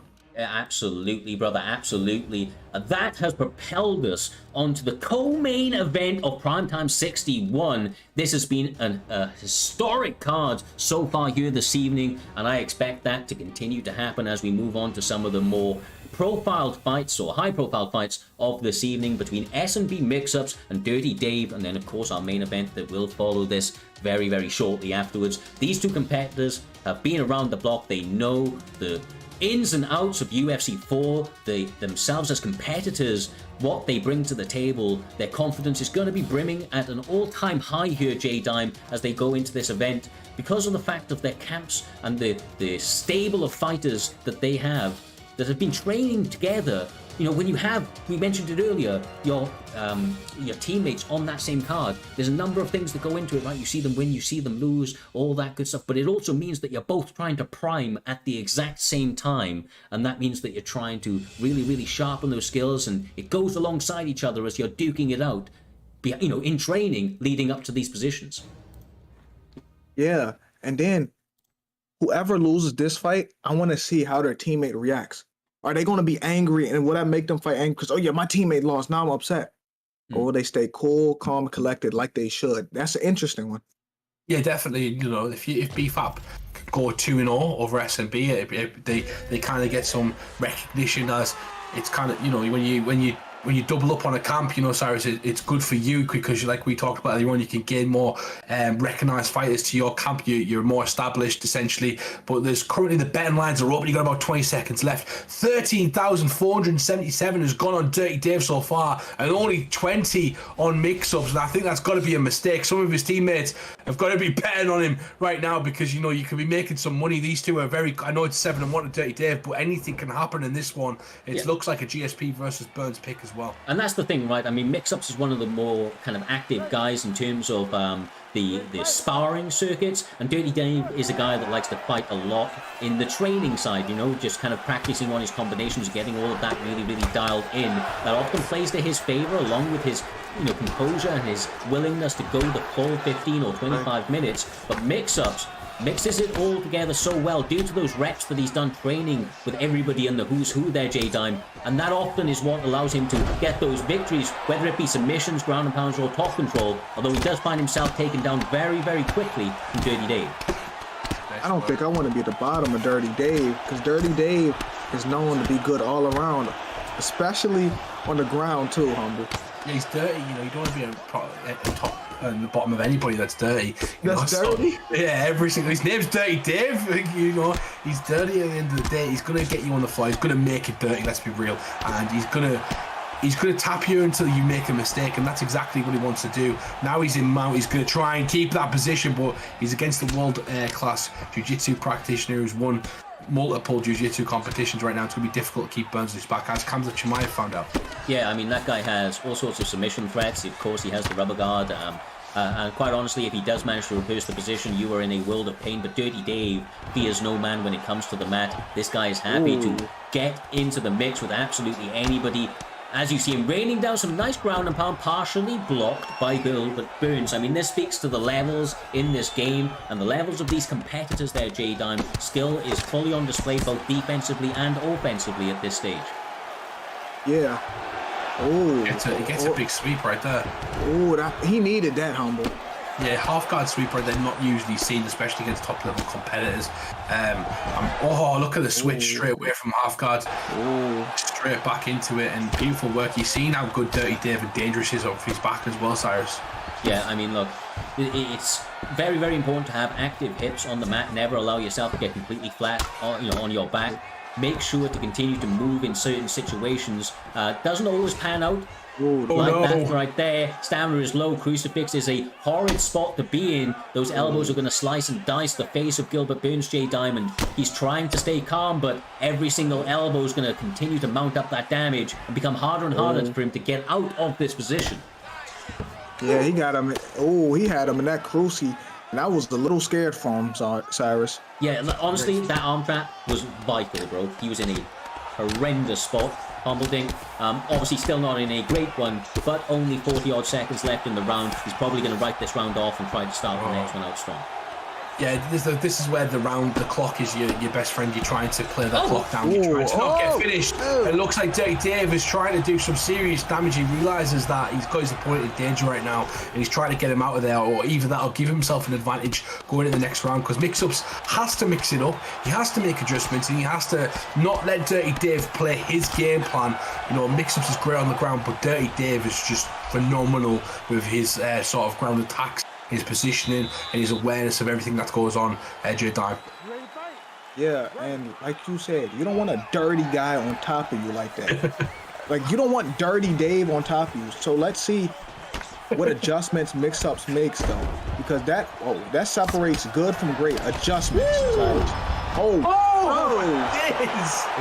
the rumor has it the reason that he got the nickname Dirty is because he deliberately doesn't shower for a couple of weeks leading up to the fight, so he's extra stinky. So when he takes his opponents down, it makes that incredibly uncomfortable, not only in terms of the damage coming their way, but it's an attack on all of your senses, as well as the actual blunt damage that he continues to rain down from these top control positions. Are you just smelling body odor? No, that's actually a tactic from side. Anyway, we don't want to get into it, but it's actually a tactic for a lot of people, including some of the hairier guys. You know, they like to rub stuff on themselves so that it makes you uncomfortable. But yeah, Dirty Dave, great speed. You see him right there, great pressure, and now he's on top of his opponent, just working away, taking that body down, and unfortunately Mix-Up doesn't get the position he needs to. Gets Dirty Dave moving on the back of him like a Beyblade right there. Stops the get up. A little reference there, an old reference, Cyrus, but yeah, here we go.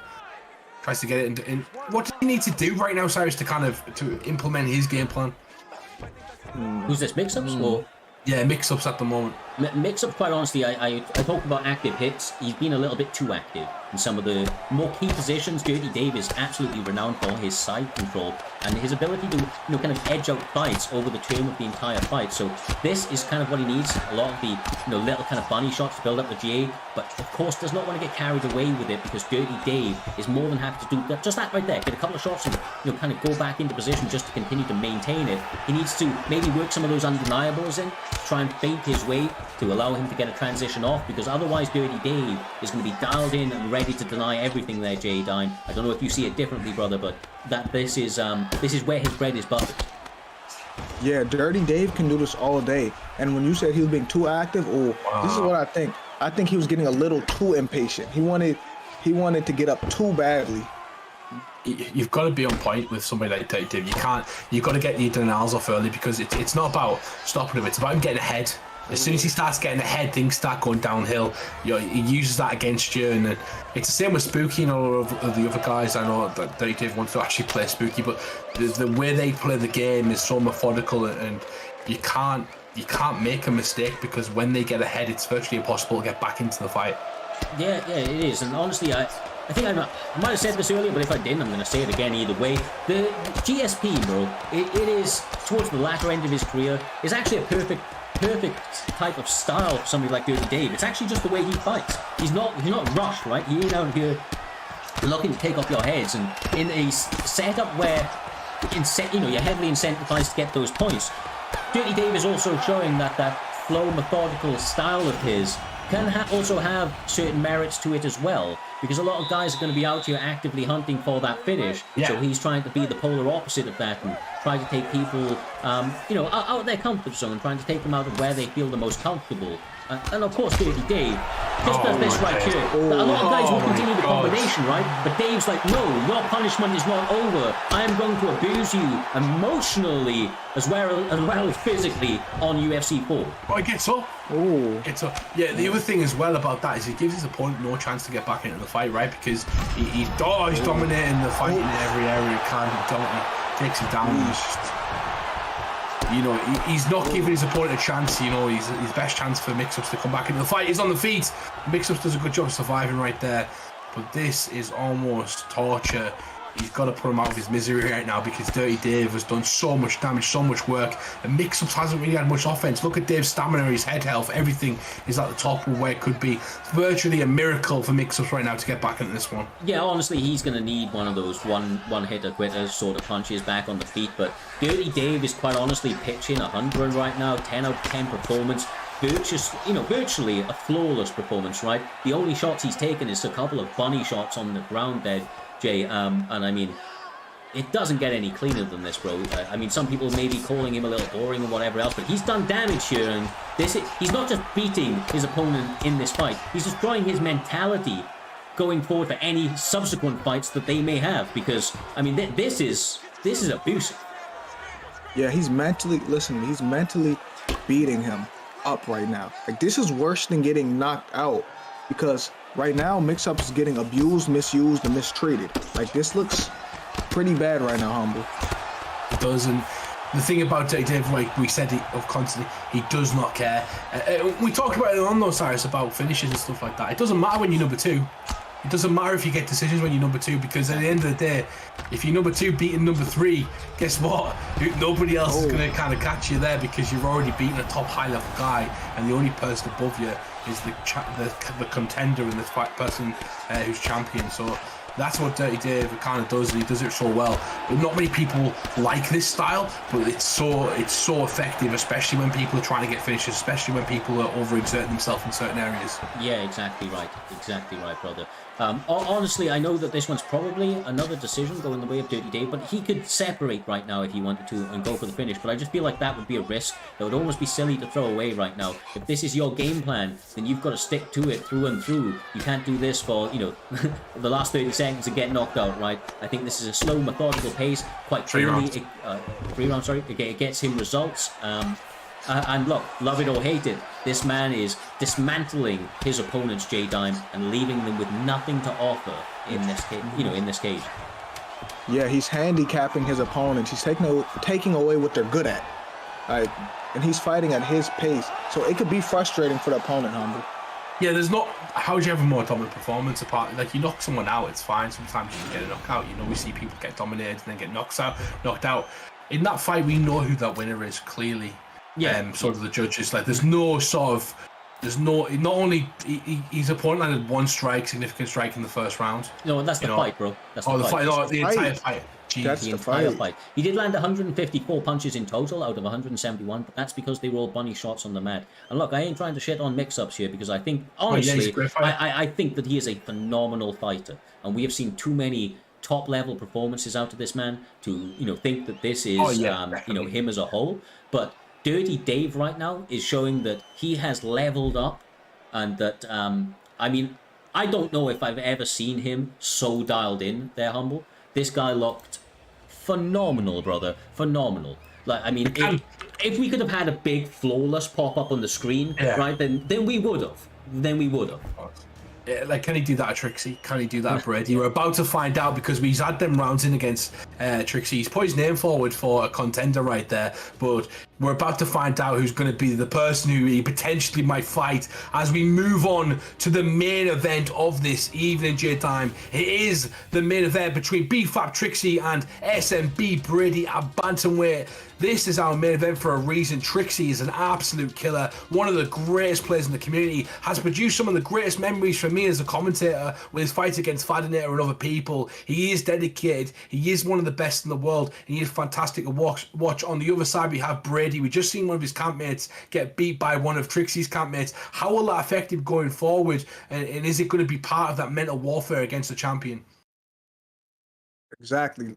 That plays a big part. Is he thinking about his teammate getting his ass whooped? It's bad. Yeah, like, and it wasn't just a close fight. It was him getting dominated. So that adds on to the pressure of you already fighting for the title. So, like, it's a lot in your head.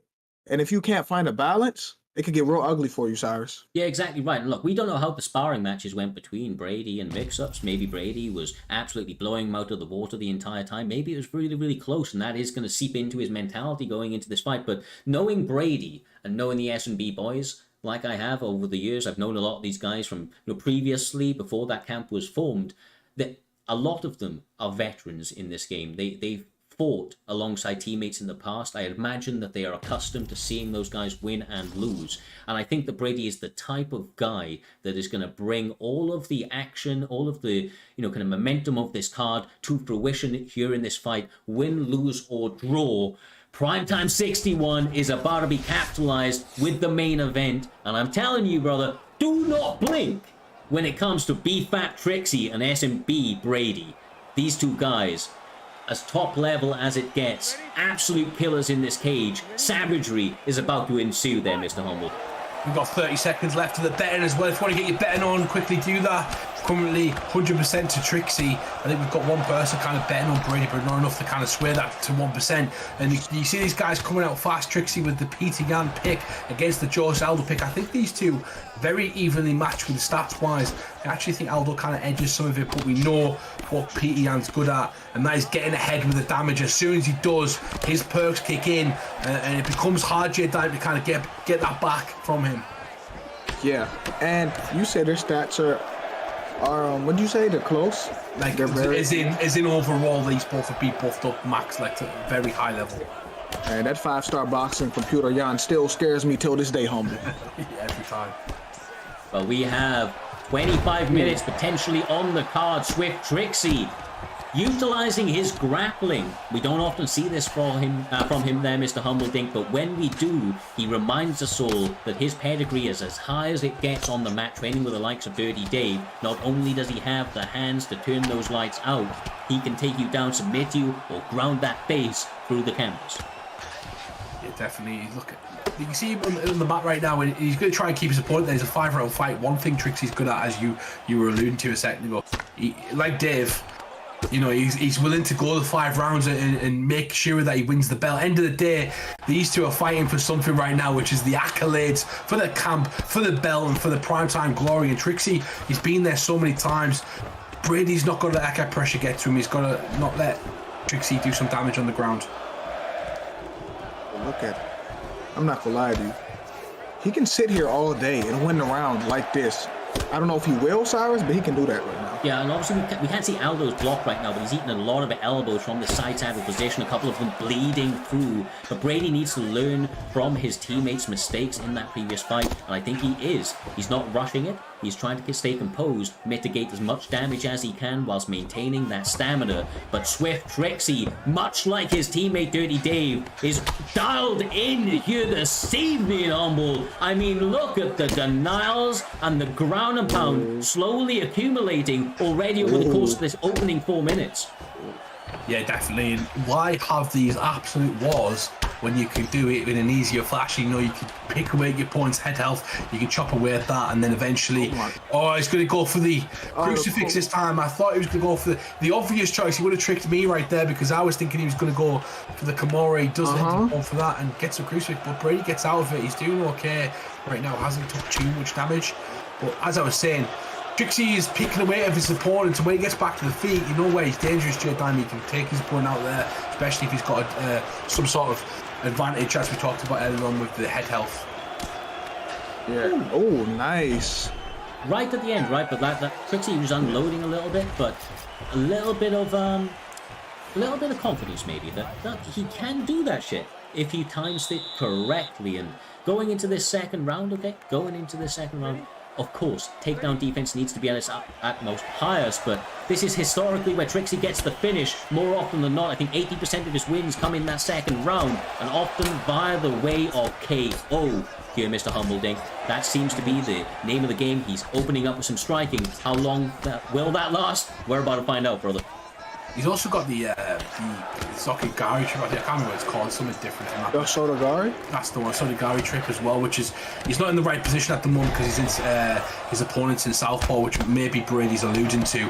But you know, he's got some tricks up his back pocket. If the striking's not working, he's got some kind of tricks to kind of take that to the floor, as well as.